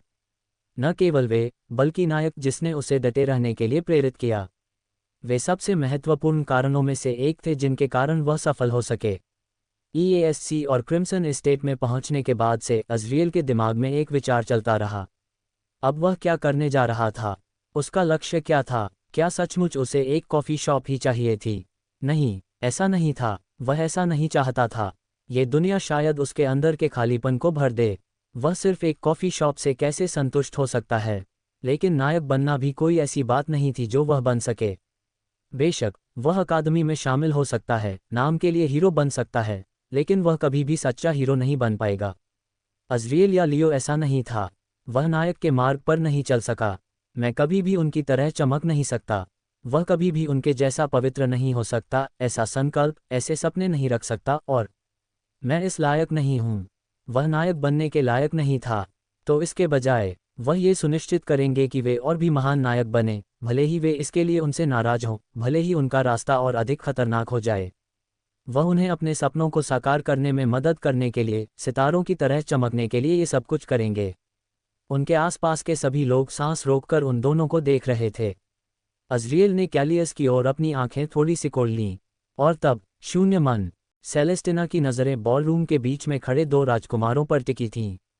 कहीं से कोई आवाज़ नहीं आ रही थी, केवल पूर्ण सन्नाटा था। कैलियस सही था, वह बदल गया है, बहुत। बूढ़ा अज़रियल वह सब कभी नहीं करता जो उसने आज किया। ये सिर्फ यही बात नहीं थी जिसने उसे आश्चर्यचकित किया। जिस बात ने उसे सबसे अधिक आश्चर्यचकित किया वह थी, उन्होंने मेरी तारीफ की। ऐसा नहीं था कि तारीफ सुनकर उसका दिल हिल जाता था या वह घबरा जाता था। सेलेस्टिना को पहले ही अनगिनत लोगों से प्रशंसा मिल चुकी थी, इसलिए उसे इसकी आदत हो गई थी। उसे सबसे अधिक आश्चर्य इस बात पर हुआ कि वह ही था जिसने उसकी प्रशंसा की थी। जहाँ तक उसे याद है, अज़रियल कभी किसी की तारीफ नहीं करता था। अरे, वह तो उससे या कैलियस से भी मुश्किल से ही बात करता था, मानो उसे कोई दिलचस्पी ही न हो। उसके आसपास की हवा हमेशा यही कहती प्रतीत होती थी कि उससे दूर रहो। वह हमेशा अपने आसपास के सभी लोगों से दूरी बनाकर रखते थे। पर अब ऐसा लग रहा था जैसे वह कोई अलग ही व्यक्ति हो। सेलेस्टिना का यह भी इरादा नहीं था कि वह उससे लड़ने की अपनी इच्छा जाहिर करे। ये बस एक विचार था जो गलती से लीक हो गया था, जिसे अज़रियल ने सुन लिया। फिर भी उसने उसकी उपेक्षा नहीं की, इसके बजाय उसने उसे अकादमी में द्वंद्वयुद्ध का वादा किया। ठीक है, अब वह अकादमी में भी शामिल हो जाएगा। उसने सोचा था कि वह कभी भी हीरो अकादमी में शामिल नहीं होगा। इससे वह भी थोड़ी खुश हुई। 4 महान कुलों में अज़रियल ही एकमात्र ऐसा था जो उसकी उम्र का था, लेकिन दुर्भाग्यवश उसे कभी भी उसके जैसा नायक बनने में कोई रुचि नहीं थी। अब तक जब वह अज़रियल के चेहरे को देख रही थी तो उसके मन में जिज्ञासा जाग उठी। उन 2 वर्षों में क्या हुआ? पब फ्यूचर एड्स। वह उसके बारे में और अधिक जानना चाहती थी। तभी यह घटना घटी। उद्धरण चिन्ह डॉट डॉट डॉट विस्मयादिबोधक चिन्ह उद्धरण चिन्ह। उसकी पीठ पर ठंडक दौड़ गई। उसका चेहरा यह अचानक बदल गया। इससे पहले वह दृढ़ निश्चयी दिख रहा था, उसकी लाल आंखों में कैलिस की ओर आग दिख रही थी। पर अब वह चला गया था। ये सब खत्म हो गया था। उसकी अभिव्यक्ति, उसकी आंखें और उसके आसपास का वातावरण, वे सभी एक खाली कैनवास में बदल गए। क्या सेलेस्टिना को ऐसा महसूस हुआ जैसे वह उन गहरी होती लाल आंखों को देखते हुए निगल ली जाएगी। वह उसके चेहरे या आंखों में कोई भावना नहीं देख सकी, केवल वैराग्य। एक उदासीन दृष्टि सीधे आश्चर्यचकित कैलियस की ओर निर्देशित थी। ऐसा लग रहा था जैसे वह कैलियस को एक इंसान के रूप में नहीं बल्कि किसी तुच्छ चीज के रूप में देख रहा था, मानो वह खुली हवा को निहार रहा हो। उसे संदेह हुआ होगा कि यह कोई कौशल या कुछ और है, लेकिन ये सच नहीं हो सकता जब तक कि उसे शून्य क्षेत्र में ऐसा कुछ न मिल जाए। लेकिन ये दुर्लभ लग रहा था। ऐसा कौशल जो किसी की भावनाओं को दबा सके, पहले कभी नहीं सुना गया था। और अगर ऐसा होता तो कोई भी इसके लिए जान दे देता। युद्ध में अपनी भावनाओं को अपने ऊपर हावी न होने देना ऐसी बात है जो हर कोई चाहेगा। इसलिए क्या उसने शून्य क्षेत्र में अपनी भावनाओं को दबाना सीखा? उसके पहले कहे गए शब्द उसके मन में गूंज रहे थे। उस लड़के की तरह मैं भी अकल्पनीय भय की भूमि से बच निकला हूं। शून्य क्षेत्र। क्या शून्य क्षेत्र में जीवित रहने से ऐसा परिवर्तन होता है? भावनाहीन हो जाना? नहीं। भले ही वह शून्य क्षेत्र से बच गया हो, इसका मतलब यह नहीं है कि वह ऐसा करने वाला अकेला व्यक्ति था। ऐसे अन्य मनुष्य भी थे जिन्होंने वही किया था जो अज़रियल ने किया था, लेकिन उन्होंने कभी अपनी भावनाओं को दबाने की क्षमता नहीं सीखी। वहां जो हुआ, उसके हृदय में जिज्ञासा एक छोटी सी ज्वाला की तरह और भी अधिक प्रज्वलित हो गई। किसी को भी आगे सोचने का मौका दिए बिना कैलियस सबसे पहले आगे बढ़ा। उसने अपना भाला इतनी तेजी से आगे बढ़ाया कि कोई भी सुप्त या जागृत आंखों से देख नहीं सकती थी, और उसका लंबा हथियार सीटी की आवाज के साथ हवा को चीरता हुआ आगे बढ़ रहा था। स्विश। अभी तक उसे और बाकी सभी को आश्चर्य हुआ जब अज़रियल ने एक तरफ कदम बढ़ाया, भाले की नोक उससे कुछ इंच की दूरी से चूक गई। अज़रियल अपनी एड़ी पर घूम गया, जिससे वॉर्ड ईटर तेजी से नीचे गिर गया। झनकार। शून्य भक्षक भाले की शाफ्ट से टकराया, जिसकी आवाज पूरे बॉलरूम में लहर की तरह गूंज उठी। चिंगारी आंगुनी? बिल्कुल नहीं। सेलेस्टिना और अन्य लोग अविश्वास में थे। अज़रियल ने अभी अभी ग्रेड 2 इंटरमीडिएट के हमले को चकमा दिया था और प्रतिवाद किया। कैलियस कोई साधारण ग्रेड 2 इंटरमीडिएट नहीं था, वह नेबुला कबीले का राजकुमार था, जिसके पास प्रशिक्षण के लिए इतने अवसर थे जितना कि अधिकांश लोग सपने में भी नहीं सोच सकते। 4 महान कुलों के बच्चे अपने अपने रैंक में बेजोड़ होने चाहिए, सिवाय अज़रियल क्रिम्सन के। अब तक अज़रियल ने उसे सांस लेने का मौका नहीं दिया और उसने अचानक हमला बोल दिया। उसका कटाना वारों का धुंधला सा निशान बन गया। झनकार, झनकार, झनकार। उनके हथियारों की टकराहट की आवाज पूरे बॉलरूम में गूंज उठी। कैलियस ने उस पर वार का जवाब दिया। उसका भला घूम रहा था और उसने अज़रियल के प्रत्येक हमले को गणना की गई सटीकता के साथ विफल कर दिया। अज़रियल के एक त्वरित प्रहार ने कैलियस को पीछे हटने पर मजबूर कर दिया, जिससे वह अपने दांत पीसने लगा। उन्होंने जवाब में अज़रियल के पैरों पर जोरदार प्रहार किया। उद्धरण चिन्ह विस्मयादिबोधक चिन्ह विस्मयादिबोधक चिन्ह उद्धरण चिन्ह। फिर भी कैलियस और सभी को आश्चर्यचकित करते हुए अज़रियल ने छलांग लगाई। उसका शरीर अस्वाभाविक रूप से हवा में मुड़ गया। शून्य भक्षक नीचे की ओर गिर गया, जिससे कैलियस को एक और लुढ़कने के लिए मजबूर होना पड़ा। छी! क्या तुम शून्य क्षेत्र में जीवित रह रहे थे या किसी गुरु के अधीन गुप्त रूप से प्रशिक्षण ले रहे थे? कैलियस थोड़ा निराश होकर चिल्लाया, फिर भी हर कोई उसके चेहरे पर मुस्कुराहट स्पष्ट रूप से देख सकता था। अज़रियल ने कोई जवाब नहीं दिया। उसकी आंखें अब भी उसे उदासीनता से देख रही थीं। वे पुनः भिड़ गए। अज़रियल का कटाना क्षैतिज रूप से वार कर रहा था, जिसे कैलियस ने अपने भाले की छड़ से रोक दिया। झनकार। अज़रियल ने अपना वजन स्थानांतरित किया तथा एक शक्तिशाली ओवरहेड वार में वॉर्ड ईटर को नीचे गिराने के लिए घूम गया, लेकिन कैलियस ने समय रहते अपना भाला उठा लिया। झनकार, सेलेस्टिना और अन्य लोग दोनों को बढ़त हासिल करने की कोशिश करते हुए देख रहे थे। कैलियस ने दूरी बनाने के लिए अपने भले को चौड़े चाप में घुमाया, जिससे अज़रियल पीछे की ओर छलांग लगा गया। झनकार, झनकार, द्वंद्वयुद्ध उन्हें बॉलरूम के पार ले गया। उनकी गतिविधियां एक हिंसक नृत्य थीं। हाँ, चीखते हुए कैलियस ने तेजी से कई वार करके जवाब दिया, जिससे अज़रियल को वॉर्ड ईटर से बचाव करना पड़ा। झनकार, झनकार, झनकार, अज़रियल बिजली की तरह आगे बढ़ा, लगभग हर प्रहार को रोक दिया, लेकिन वह भी उन सभी से बचाव नहीं कर सका। उसका काला टक्सीडो फटने लगा और उसका गाल छिल गया, जिससे वह एक बार फिर पीछे की ओर उछल गया। टपक, टपक, फर्श पर उसके खून के धब्बे पड़ने की आवाज़ पूरे कमरे में गूंज रही थी।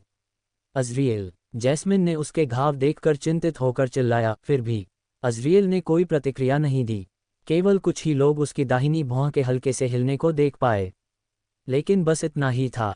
कैलियस अभी भी अधिक शक्तिशाली है। वह विशुद्ध कौशल की प्रतियोगिता में नहीं जीत सकता। सेलेस्टिना ने पहले ही यह निष्कर्ष निकाल लिया था कि यह अज़रियल की हार होगी। ये तथ्य कि वह इतने लंबे समय तक कैलियस से बराबरी से लड़ सकता था, पहले से ही जबरदस्त था। लेकिन उसने अपनी मुट्ठियां तब तक भींची जब तक कि उसकी उंगलियां सफ़ेद नहीं हो गईं। उद्धरण ... मुझे और ज़्यादा देखने की इच्छा है। वह नहीं चाहती थी कि यह खत्म हो। सेलेस्टिना और अधिक देखना चाहती थी। वह व्यक्ति जिसे कभी अयोग्य राजकुमार कहा जाता था। तारांकन, तारांकन, तारांकन, तारांकन, तारांकन। दिलचस्प, जब अज़रियल ने कैलियस को देखा तो उसके मन में एक अनोखा विचार आया। अपने चेहरे से खून पोंछते हुए उसने अपनी लाल रंग से सनी उंगलियों की ओर देखा।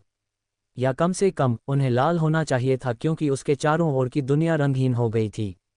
मैंने कभी नहीं सोचा था कि मैं इतनी दूर तक पहुंच जाऊंगा।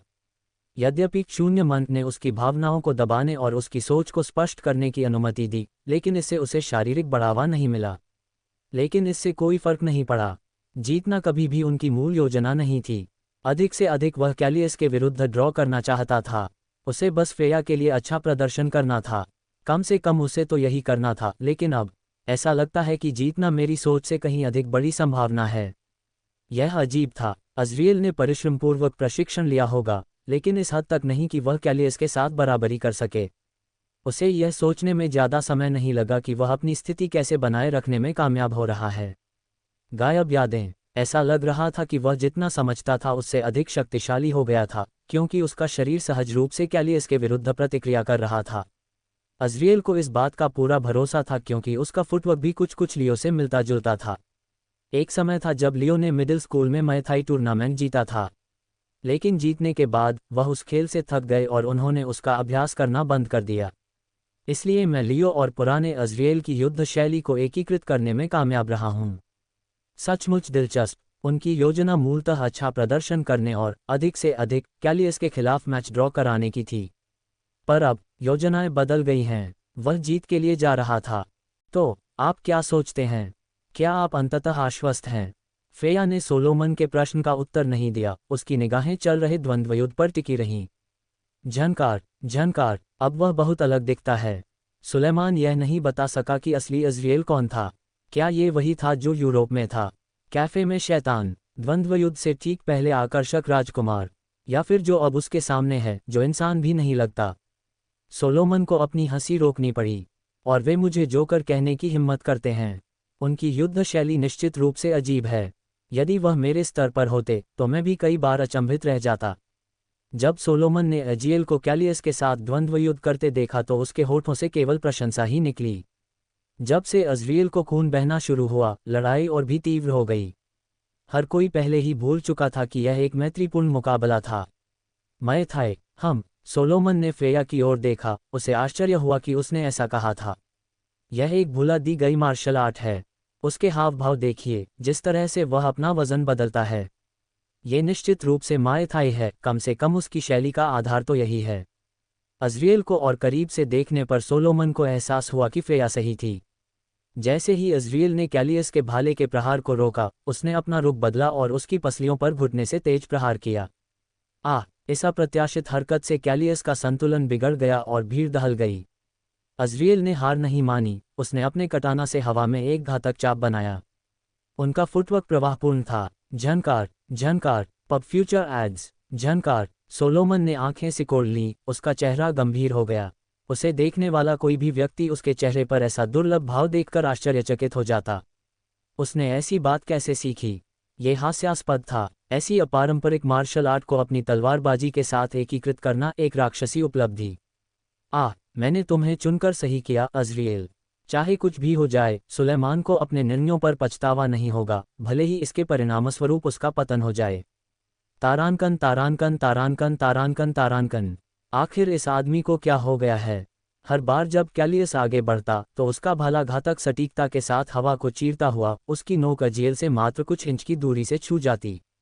ऐसा लग रहा था जैसे वह आदमी उसके चारों ओर नाच रहा हो, एक भूतिया साया उसकी पहुंच से बाहर घूम रहा हो। अज़रिएल की गतिविधियां तरल और अप्रत्याशित थीं, उसका शरीर इतनी सुंदरता से झुकता और मुड़ता था कि वह लगभग अछूता लगता था। अज़रिएल हमेशा समय पर अपने शरीर को स्थानांतरित कर लेता था या अपने हमलों को रोक देता था। उनके फुटवर्क ने लगातार कैलियस को लगभग अचंभित रखा। उसका पूरा ध्यान अज़रिएल के शरीर पर था, जो एक सांप की तरह उसके चारों ओर कुंडली मारने की कोशिश कर रहा था। आखिर उसने कितना प्रशिक्षण लिया? भले ही अज़रिएल ने शून्य क्षेत्र में 2 साल बिताए हों, लेकिन केवल शुद्ध कौशल के आधार पर कैलियस के बराबर होने की उसकी क्षमता का विचार ही बेतुका लगता था। इससे कैलियस को आश्चर्य हुआ कि शायद अज़रिएल जीवित रहने के बजाय किसी एकांत स्थान पर प्रशिक्षण ले रहा था। लेकिन फिर भी कैलियस के चेहरे पर मुस्कान कभी नहीं लौटी। मजा आ गया। ये तथ्य कि अज़रिएल उससे सेलेस्टिना की तरह कमज़ोर नहीं था या जैस्मीन या डस्ट प्रिंस की तरह अधिक शक्तिशाली नहीं था, उसे खुश और उत्साहित कर रहा था। जब उसने अज़रिएल की गहरी लाल आंखों में देखा तो उसकी शिकारी मुस्कान और भी चौड़ी हो गई। कैलियस को ऐसा लगा जैसे अज़रिएल उसे किसी तुच्छ चींटी की तरह देखता है। लेकिन क्या आप भी आनंद ले रहे हैं? कैलियस को भी ऐसा लग रहा था कि अज़रिएल केवल अपने आप को दबा रहा था। क्या आप भी मेरी तरह मजा कर रहे हैं? क्या आपका दिल तेजी से धड़क रहा है? क्या आप अपने अंदर एड्रेनालाइन का प्रवाह महसूस कर रहे हैं? जब कैलियस ने पहली बार अज़रिएल को छुआ तो उसे जो हल्का सा झटका लगा, वह इस बात का पर्याप्त प्रमाण था कि वह दर्द महसूस कर सकता था। वह पूरी तरह से भावनाहीन नहीं था, भले ही भावशून्य चेहरे वाले लाल राजकुमार को देखकर कैलियस की गर्दन के रोंगटे खड़े हो गए हों। कैलियस दहाड़ते हुए आगे बढ़ा और अपने भाले के एक क्रूर प्रहार से अज़रिएल की गर्दन को काटने का लक्ष्य बनाया। अज़रिएल हमले का अंदाज़ा लगाते हुए एक घुटने पर बैठ गया, भाला सीटी बजाता हुआ ऊपर की ओर लहरा रहा था। एक ही झटके में उसने अपने कटाना को एक घातक चाप में ऊपर की ओर घुमाया। तेज स्लिश। जैसे ही ब्लेड नीचे गिरा, कैलियस की सहज बुद्धि जाग उठी। वह बाईं ओर मुड़ा और हवा में चटकती हुई हवा को महसूस किया, जो बाल बाल बची थी। ब्लेड के छूते ही उसके जबड़े पर खून की एक पतली सी लकीर दौड़ गई। टपक टपक। पीछे हटने के बजाय कैलियस ने दांत पीसकर तुरंत ही स्थिति को संभाला। उसने अभ्यास से भाले को बाएं हाथ में लिया और घुटनों के बल बैठे अज़रिएल की ओर अपनी खुली दाहिनी हथेली बढ़ा दी। अज़रिएल ने अपना धड़ दाहिनी ओर झुका लिया, जिससे वह बाल बाल बच गया। समझ गया। उस क्षण में जब अज़रिएल आगे बढ़ा, कैलियस का भाला उसकी खुली हुई गर्दन की ओर झपटा। लेकिन अज़रिएल की प्रतिक्रियाएं बहुत तेज थीं। वह घातक घाव से बचने के लिए पर्याप्त गति से पीछे की ओर कूदा, हालांकि भाले की धार ने अभी भी उसकी गर्दन पर एक हल्का घाव कर दिया। छी, हमेशा बाल बाल बच जाता हूँ। अज़रिएल की निगाहें पहले जैसी ही ठंडी रहीं। जख्म से खून रिस रहा था, लेकिन वह हिला तक नहीं। इस बार उसके चेहरे पर दर्द का जरा भी एहसास नहीं था। कैलियस ने अपनी आंखें सिकोड़ लीं, उसके चेहरे पर निराशा और अनिच्छापूर्ण सम्मान का मिश्रण उभर आया। हमेशा पहुंच से बाहर, वह महसूस कर सकता था कि द्वंद्वयुद्ध अपेक्षा से अधिक लंबा खींच रहा है, तथा प्रत्येक गुजरते क्षण के साथ उसकी सहनशक्ति कम होती जा रही है। विशुद्ध कौशल पर निर्भरता और स्वयं लगाए गए प्रतिबंधों के कारण लड़ाई एक अथक संघर्ष जैसी लगती थी। उद्धरण ... एक बार जब तुम अकादमी में आ जाओगे तो मैं तुम्हारे साथ पुनः मैच खेलूंगा अज़रिएल। बिना किसी प्रतिबंध के द्वंद्व युद्ध, एक ऐसी लड़ाई जिसमें वे अपनी पूरी ताकत का इस्तेमाल कर सकें। कैलियस ने अपने भाले पर अपनी पकड़ मजबूत कर ली, उसकी मांसपेशियां सिकुड़ गईं और वह आगे की ओर झुका तथा भाले का अग्रभाग सीधे अज़रिएल की छाती पर निशाना साधा। यदि आप इस लेन देन में जीत जाते हैं तो यह मेरी हार होगी। अज़रिएल ने कैलियस के रुख में बदलाव को भांपते हुए खुद को संभाला और दोनों हाथों से वॉइड ईटर को पकड़ लिया। उसने अपने घुटने मोड़े और रक्षात्मक मुद्रा में ब्लेड उठाया। दोनों में से कोई भी निर्णायक वार करने में सफल नहीं हुआ, लेकिन ये प्रयास की कमी या हिचकिचाहट के कारण नहीं था। दोनों ही गंभीर रूप से घायल होने पर लगभग तुरंत ठीक होने में सक्षम थे। वास्तविकता ये थी, क्रिम्सन और नेबुला प्रिंसेस कौशल और संकल्प में समान रूप से मेल खाते थे। एक ही पल में वे आगे बढ़ गए, उनकी गतिविधियां एक साथ हो गईं। उनके नीचे जमीन कांप रही थी, हवा की लहरें उठ रही थीं, जिससे दर्शकों के कपड़े और बाल हिल रहे थे। कैलियस का भाला घातक सटीकता के साथ आगे बढ़ा तथा अज़रिएल की रक्षा में संकीर्ण अंतराल को निशाना बनाया। इसके साथ ही अज़रिएल का शून्य भक्षक हवा में घूम गया, जिसका उद्देश्य अवरोधन करना था। स्विश, झनकार, उनके हथियारों की टक्कर बिजली की तरह गूंजी और वे तुरंत दृष्टि से ओझल हो गए। एक धड़कन के बाद वे 1 मीटर की दूरी पर पुनः प्रकट हुए, उनकी पीठ एक दूसरे की ओर थी और वे जोर जोर से हौंफ रहे थे। भीड़ हौंफने लगी और दृश्य को देखते हुए उनकी सांसें अटकने लगीं। अज़रिएल के दाहिने कंधे पर गहरा घाव था, जिससे खून रिस रहा था। कैलियस के बाएं कंधे से लेकर दाहिनी कमर तक एक तिरछा घाव था तथा उसके नीचे खून जमा होना शुरू हो गया था। उनके शरीर लड़खड़ा रहे थे तथा वे अपनी चोटों के खिंचाव से लड़ते हुए संतुलन बनाए रखने के लिए संघर्ष कर रहे थे। धप, कैलियस सबसे पहले घुटनों के बल गिरा, उसका भला उसके बगल में जमीन पर गिर पड़ा। धप, कुछ ही क्षणों बाद अज़रिएल भी जमीन पर गिर पड़ा, उसका ब्लेड उसकी पकड़ से फिसल गया। अखाड़े में तनावपूर्ण शांति छा गई तथा भीड़ गिरे हुए राजकुमारों को अविश्वास से देख रही थी। द्वंद्व युद्ध का विजेता है अज़रिएल क्रिम्सन। अज़रिएल और कैलियस दोनों कुर्सियों पर बैठे थे, उनके घावों का हाल ही में चिकित्सकों द्वारा उपचार किया गया था तथा स्वास्थ्यवर्धक औषधियों के अवशेष अभी भी उनकी जीभ पर मौजूद थे। द्वंद्व इतना बढ़ गया था कि किसी को भी इसकी उम्मीद नहीं थी, फिर भी किसी में हस्तक्षेप करने का साहस नहीं था। सोचिए कि मैं वास्तव में जीतने में कामयाब हो जाऊंगा। अज़रिएल को अब भी ऐसा लग रहा था जैसे वह सपना देख रहा हो। शून्य मन पहले ही निष्क्रिय हो चुका था, लेकिन उसे हर पल स्पष्ट रूप से याद था, ये जानते हुए कि वह पूरे समय नियंत्रण में था। यदि वह किसी भोज में न होता तो हर अतिथि की निगाहों के सामने वह अपनी जीत पर खुशी से उछल पड़ता। लेकिन वह यहाँ अपना संयम नहीं तोड़ सकते थे। मेहमानों की रुचि अब बॉलरूम के बीच में लड़ रहे दो छात्रों में खत्म हो गई थी। उनकी लड़ाई अज़रिएल और कैलियस के बीच संघर्ष की तुलना में फीकी पड़ रही थी। उच्च वर्ग और विश्व के कोने कोने से आए इन मेहमानों ने अज़रिएल की उल्लेखनीय वापसी देखी थी। अफवाहें जल्द ही पूरे पृथ्वी पर जंगल की आग की तरह फैल जाएंगी। सुविधाजनक बात यह थी कि भोज में उपकरणों के प्रयोग पर सख्त प्रतिबंध था। आज उनके प्रदर्शन का कोई फुटेज उपलब्ध नहीं था। यह एकदम सही था, अज़रिएल के बारे में कहानियां तोड़ मरोड़ कर पेश की जाती थीं, जिससे किसी के लिए भी अलंकरणों से सच्चाई को पहचानना मुश्किल हो जाता था। सच में, तुम क्या सोच रहे थे? अज़रिएल ने जैस्मीन की ओर अजीब तरह से मुस्कुराया, जो उसके बगल में बैठी थी, और उसके चेहरे पर एक हताश भाव था। गल्प, उसने बड़ी मुश्किल से निगला, ये देखते हुए कि उसकी आंखों के पीछे हल्का सा गुस्सा छिपा हुआ था। खैर, मुझे लगता है कि हम थोड़ा आगे बढ़ गए। हाँ, थोड़ा सा, निश्चित रूप से थोड़ा सा। दुर्भाग्यवश, जितना अधिक वह बोलता गया, उतना ही अधिक जैस्मीन का गुस्सा दबता गया। वह उसके पहले से ठीक हो चुके घावों को बार बार देखती रही, मानो वे किसी भी क्षण फिर से खुल सकते हों। स्वास्थ्य औषधियां उसके काले टक्सीडो के फटे हुए हिस्से को ठीक नहीं कर सकी, जिसे अज़रिएल ने निराशाजनक पाया, क्योंकि वह संभवतः बहुत महंगा था। फिर भी अधिकांश लोग उनके टक्सीडो पर लगे निशानों को सम्मान का प्रतीक मानते हैं। हे, आप कहते हैं मजाक, लेकिन आप ऐसे लड़े जैसे आप भूत हों। अपने दाहिनी ओर खड़े व्यक्ति की ओर मुड़कर अज़रिएल ने कैलियस को लाल शराब पीते हुए देखा।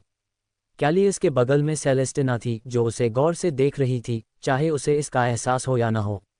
अज़रिएल ने कंधे उचका दिए। पब फ्यूचर एड्स, हो सकता है कि आपको ऐसा न लगा हो, लेकिन मैं गंभीर हूँ। मैंने सदियों से अपने दिल की धड़कन इतनी तेज महसूस नहीं की थी। क्या ऐसा है? कैलियस अपने जवाब से संतुष्ट लग रहा था और अपनी बची हुई शराब पीते हुए मुस्कुरा रहा था। माँ और पिताजी कहाँ हैं? और अंकल रागना? किसी कारणवश वे उसका द्वंद्वयुद्ध देखने कभी वापस नहीं लौटे। शायद यही अच्छा था, क्योंकि उनकी माँ को पता था। मुझे लगता है कि मैंने वहाँ गोली से बच निकला। उद्धरण प्रश्नवाचक चिन्ह उद्धरण। अचानक उसे बॉलरूम के दूसरी तरफ से पियानोवादक के पास किसी की पैनी नज़र महसूस हुई। सोलोमन और फ्रेया दोनों उसे देख रहे थे। मुझे लगता है कि अंततः समय आ गया है ना? अज़रिएल खड़ा हुआ और बॉलरूम में सबका ध्यान अपनी ओर खींचा। उन्हें अनदेखा करते हुए वह वहां से जाने ही वाला था कि तभी उसे अपनी आस्तीन पर खिंचाव महसूस हुआ। आप कहाँ जा रहे हैं? नीचे देखने पर उसने देखा कि जैस्मीन अभी भी बैठी हुई है, उसकी भौहें चिंता से सिकुड़ी हुई हैं। सोलोमन और प्रधानाध्यापिका से थोड़ी देर बात करने जा रहा हूँ। ओह, जैस्मिन ने समझ में सिर हिलाया।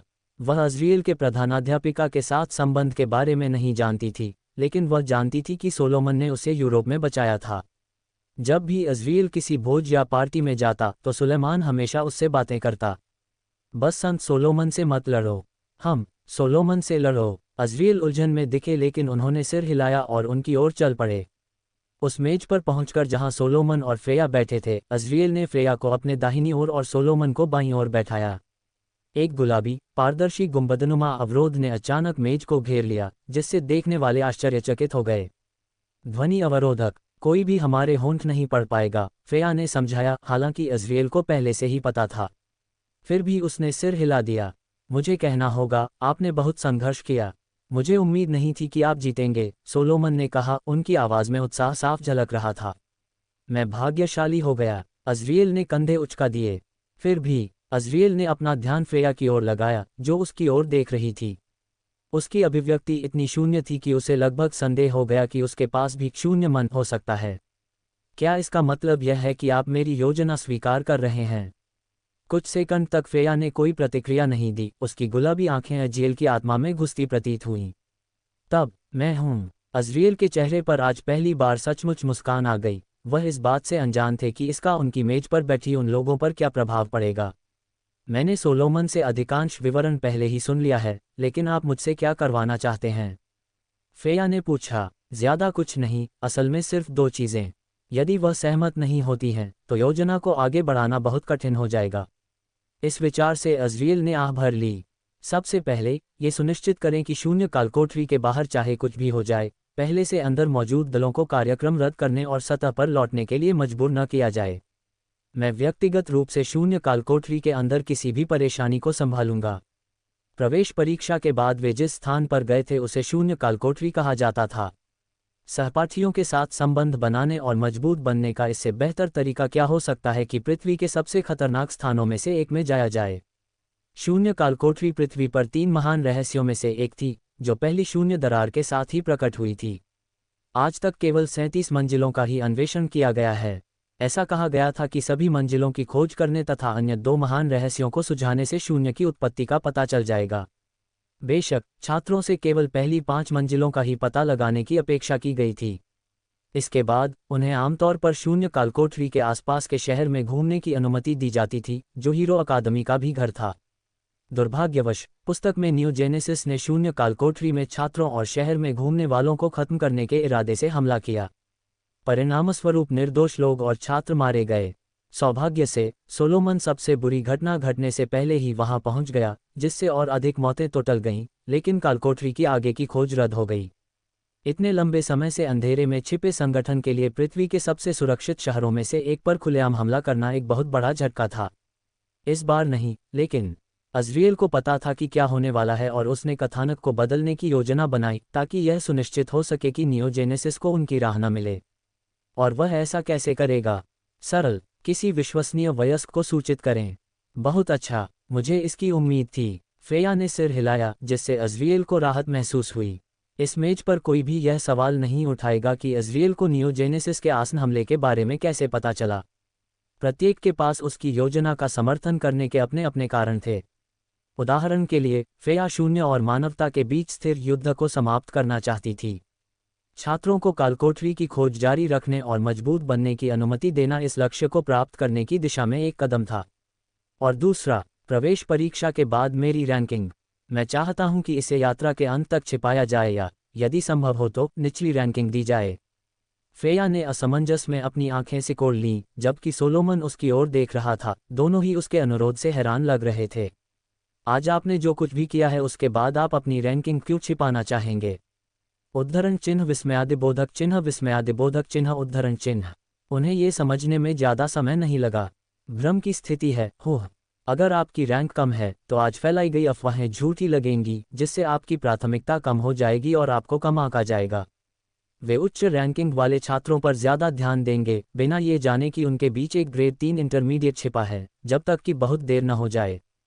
हाँ, सोलोमन ने कहा, उसके चेहरे पर एक मनोरंजक मुस्कान थी।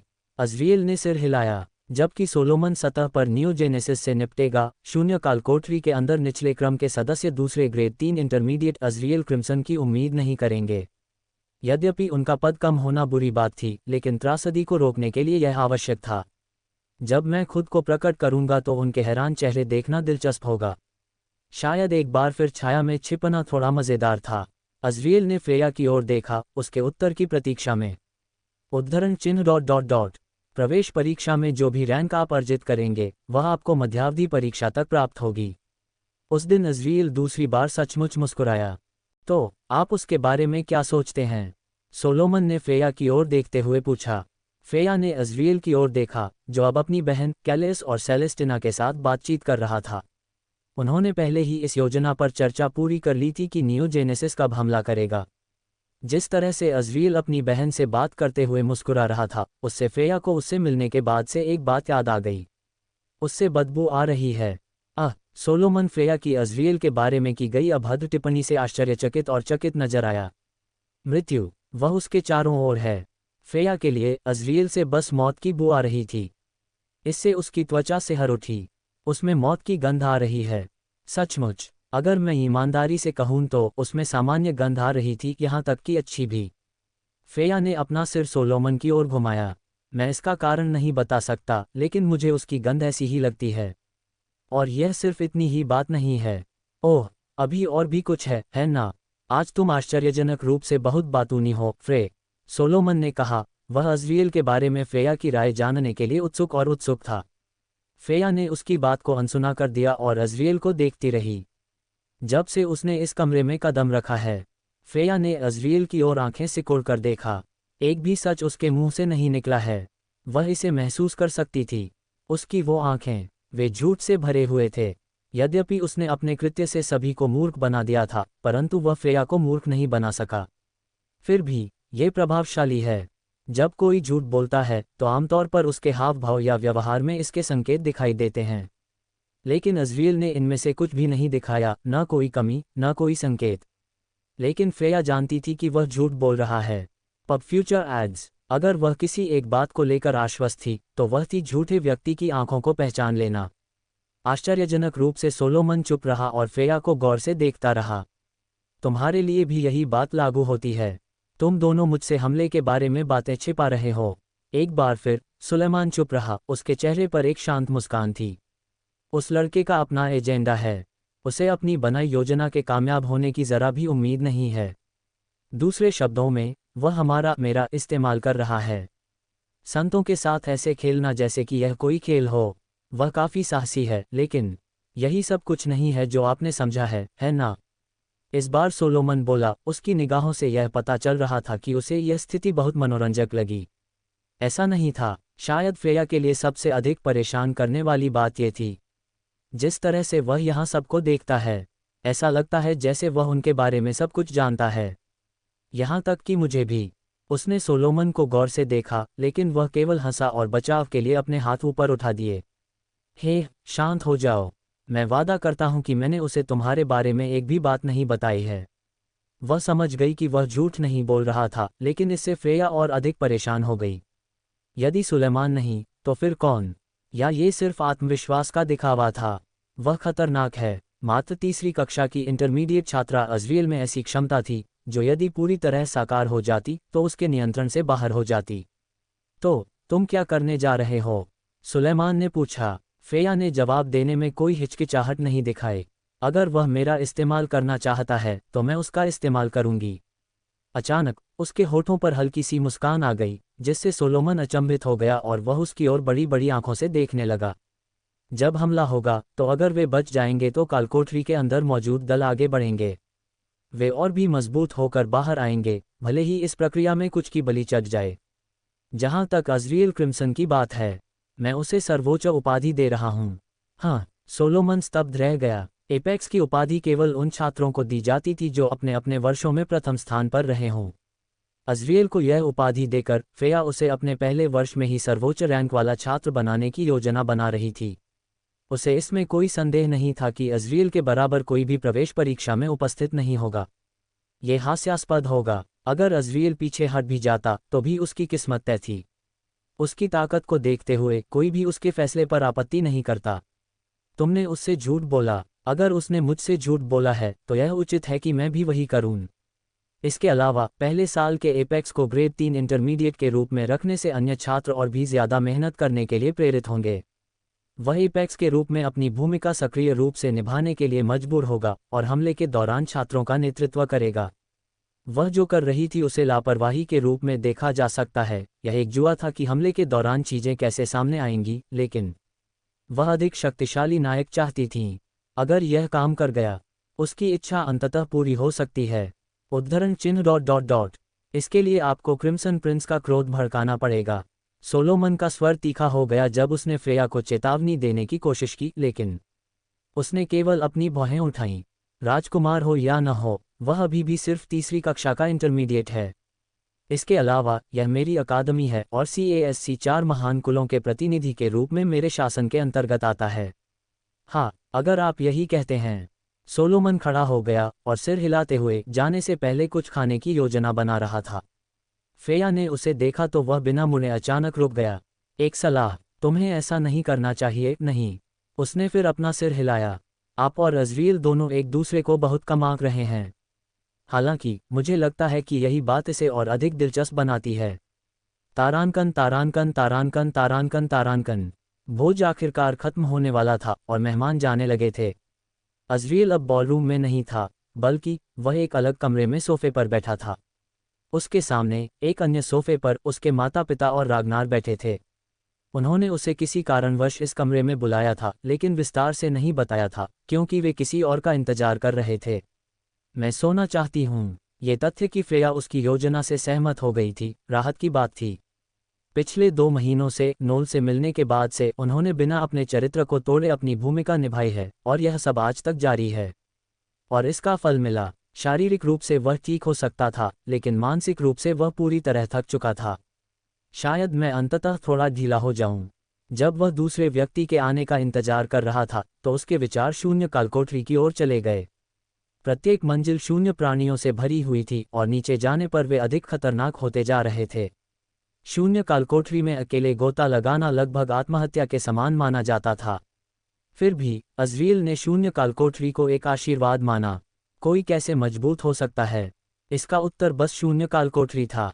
कोई भी व्यक्ति जो मास्टर नहीं है, वह इतना पागल नहीं होगा कि वह शून्य क्षेत्र में जाकर ताकतवर बन सके। न ही कोई शून्य दरारों का शिकार करके महत्वपूर्ण रूप से विकसित हो सकता है। इसलिए सबसे अच्छा तरीका शून्य कालकोठरी था। शून्य कालकोठरी कैसे काम करती थी, ये सभी के लिए और यहाँ तक कि अज़रियल के लिए भी एक रहस्य था। प्रत्येक मंजिल पर एक बॉस था और शून्य प्राणियों को मारने से उनके शरीर बिखर कर चमकने लगते थे तथा केवल उनके मनकोर ही बचते थे। एक सच्चे साहसी व्यक्ति या नायक बनने की आकांक्षा रखने वाले व्यक्ति के लिए शून्य कालकोठरी स्वर्ग थी। अचानक पीछे से दरवाजा खुलने की आवाज़ सुनकर अज़रियल अपने विचारों से बाहर आया और उसने मुड़कर देखा कि सेलेस्टिना कमरे में प्रवेश कर रही है। वह यहाँ क्या कर रही है? अज़रियल ने उलझन में उसकी ओर देखा। सेलेस्टिना, प्रिय, तुम अज़रियल के बगल में क्यों नहीं बैठती? उसकी माँ ने धीरे से बात की, लेकिन सेलेस्टिना और अज़रियल दोनों ने उसके स्वर में दृढ़ता महसूस की। वह नहीं को उत्तर के रूप में स्वीकार नहीं कर रही थी। क्या हो रहा है? अज़रियल के पेट में डूबने जैसा एहसास होने लगा। रागनार और उसके माता पिता उसे जो नज़रें दे रहे थे वे उसे बेचैन कर रही थीं। सेलेस्टिना भी उतनी ही उलझन में उसके पास बैठ गई। उनके कंधे लगभग छू रहे थे। जैसे ही अज़रियल बोलने वाला था और पूछने वाला था कि क्या हो रहा है, सेलेस्टिना ने उससे पहले ही बात कर ली। हमें यहाँ क्यों बुलाया गया?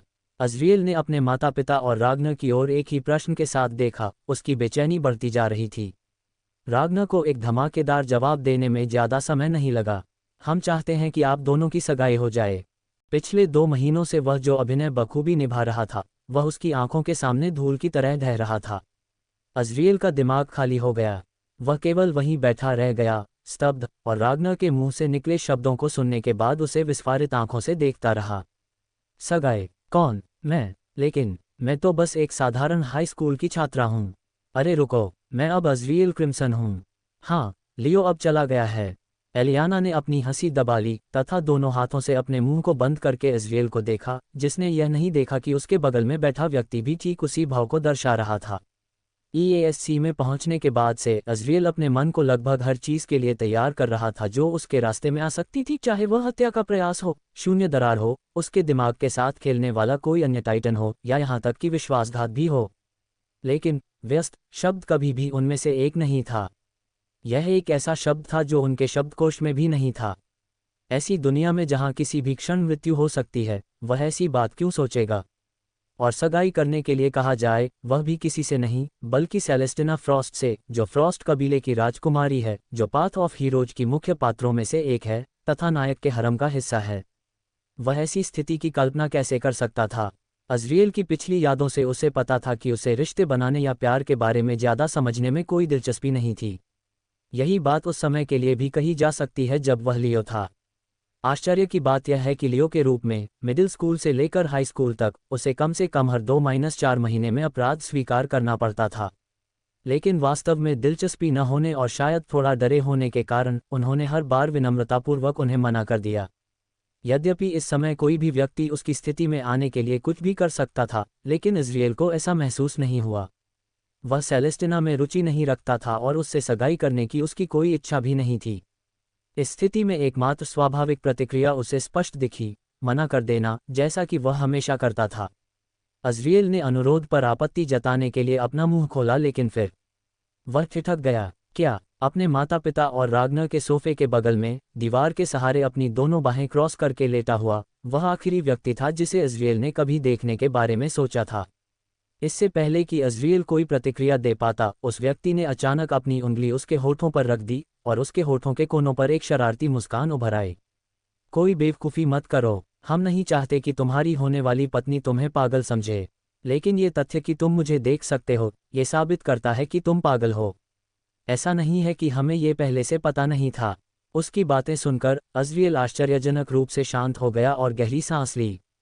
वह करीब था। पब फ्यूचर एड्स। वह उस व्यक्ति पर उसी समय हमला करने वाला था। आप ऐसा नहीं कहते। वास्तव में शायद आपको कुछ तर्कसंगत विचार करने के लिए लगातार शून्य मन का उपयोग करना चाहिए, शापित जानवर। उसे बड़बड़ाते हुए सुनकर अज़रियल सिहर उठा। आप मेरे विचार सुन सकते हैं। उस व्यक्ति ने कोई जवाब नहीं दिया, केवल उसे देखकर मुस्कुराता रहा। तभी अचानक रागनर ने फिर से बोलना शुरू कर दिया, जिससे उस अजीब माहौल को तोड़ने की कोशिश की जा रही थी।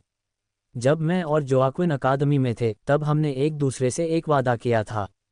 अगर किसी दिन हमारे बच्चे हुए, एक बेटा और एक बेटी, जिनकी उम्र एक ही होगी, तो हम उनकी सगाई कर देंगे। रागनर ने अचानक अज़रियल की ओर देखा, लेकिन अज़रियल ने उसकी आंखों में आंखें नहीं मिलाईं। उसका पूरा ध्यान उस व्यक्ति पर था जो उसके माता पिता और रागनर को असमंजस में डाल रहा था। उद्धरण चिन्ह ... हमें पिछले साल इस बारे में बात करनी थी, लेकिन जैसा कि आप जानते हैं कि यह संभव नहीं था। कोई जवाब नहीं। ऐसा प्रतीत हुआ कि अज़रियल और सेलेस्टिना दोनों ही उसकी बातें ठीक से नहीं सुन पाए। रागनर केवल आह भर सका। मुझे पता है कि यह अचानक और जल्दी हो सकता है, लेकिन इससे बेहतर कोई क्षण नहीं था, क्योंकि आप दोनों अगले सप्ताह हीरो अकादमी जा रहे हैं। हम बॉलरूम में जाएंगे और शेष मेहमानों को विदाई देंगे, जबकि आप दोनों इस बारे में बात कर सकते हैं। दूसरे शब्दों में, यह कोई आदेश नहीं था। यदि रागनर और जोकिन ने उन दोनों को सगाई करने का आदेश दिया, तो वह या सेलेस्टिना ज़्यादा कुछ नहीं कर सकते थे। लेकिन इसके बजाय उन्हें स्वयं निर्णय लेना पड़ा। अज़रियल को तब तक पता ही नहीं चला कि वे चले गए हैं जब तक उसने अपने पीछे दरवाज़ा बंद होने की आवाज़ नहीं सुनी। सेलेस्टिना अभी भी अपने ही विचारों में खोई हुई थी, जिससे उसकी नज़र उस व्यक्ति पर पड़ गई। तुम यहाँ कैसे? उन्होंने स्पष्ट रूप से अज़रियल का उपहास करते हुए उत्तर दिया। और कैसे? क्योंकि तुम्हारा दिमाग पागल हो गया है, कुत्ते। एक बार 4 घंटे से ज़्यादा सोने की कोशिश करो। जब उस व्यक्ति ने अपनी दोनों अंगुलियों से उसकी कनपट्टियों पर थपथपाया तो अज़रियल ने अपने दांत पीस लिए। आज उसने कुछ नया खोजा। अपने सामने उस कमीने से अपमानित होना अत्यंत कष्टप्रद, खासकर तब जब वह कमीना आप स्वयं हो। या बेहतर कहा जाए तो लियो करुमी। तुम मुझे ऐसे क्यों देख रहे हो? मानो किसी प्रतिस्पर्धा में दोनों एक दूसरे को घूरने लगे। जब तक छी छोड़ो भी, तुम्हें एहसास है कि तुम खुद से ही झगड़ा करने की कोशिश कर रहे हो। सच में, इससे ज़्यादा तुम कितने दयनीय हो सकते हो? तुम कमबख्त आत्ममुग्धकाय, जब तुम्हारे बगल में इतनी खूबसूरत लड़की बैठी है, तो मेरी तरफ देखना बंद करो। हे भगवान, मुझे खुद से नफरत है। तुम मेरा और कितना अपमान करोगे? अज़रियल टूटने के बेहद करीब पहुंच गया था। उसे और कितना सहना पड़ा? और इस बेवकूफ़ का उसके दिमाग में होने से क्या मतलब था? वह पागल नहीं था, निश्चित रूप से नहीं। उफ़, अरे, तुम अभी भी अपने बारे में ही सोच रहे हो, है ना? हम अपनी छोटी सी पूछताछ बाद में कर सकते हैं। अभी तुम्हारे पास कुछ और, या यूं कहें कि कोई ज़्यादा ज़रूरी काम है जिससे निपटना है। लियो ने अपनी उंगली सेलेस्टिना की ओर उठाई, जो पूरी तरह से बेसुध लग रही थी, जिससे अज़रियल और भी चिंतित हो गया। आखिर उसे क्या हो गया है? उसका चेहरा पूरी तरह से खाली था और वह फर्श की ओर देखती रही। शायद इस सगाई के बारे में सोच रहे हैं। वैसे आप इस पर आपत्ति क्यों करना चाहेंगे? हो, अज़रियल ने आश्चर्य और भ्रम से उसकी ओर देखा। मतलब, क्या तुम्हें पता नहीं होना चाहिए? मुझे मानने की क्या वजह है? हाँ, बेवकूफ़। चलो तुम्हारे सवाल को थोड़ा बदल देते हैं, ठीक है? तुम्हारे पास मना करने की क्या वजह है? अजीब बात यह है कि जब पूछा गया तो अज़रियल कोई कारण नहीं बता सका या सोच भी नहीं सका। उन्हें इस सगाई से इनकार क्यों करना पड़ा? वास्तव में इससे खोने को कुछ खास नहीं था।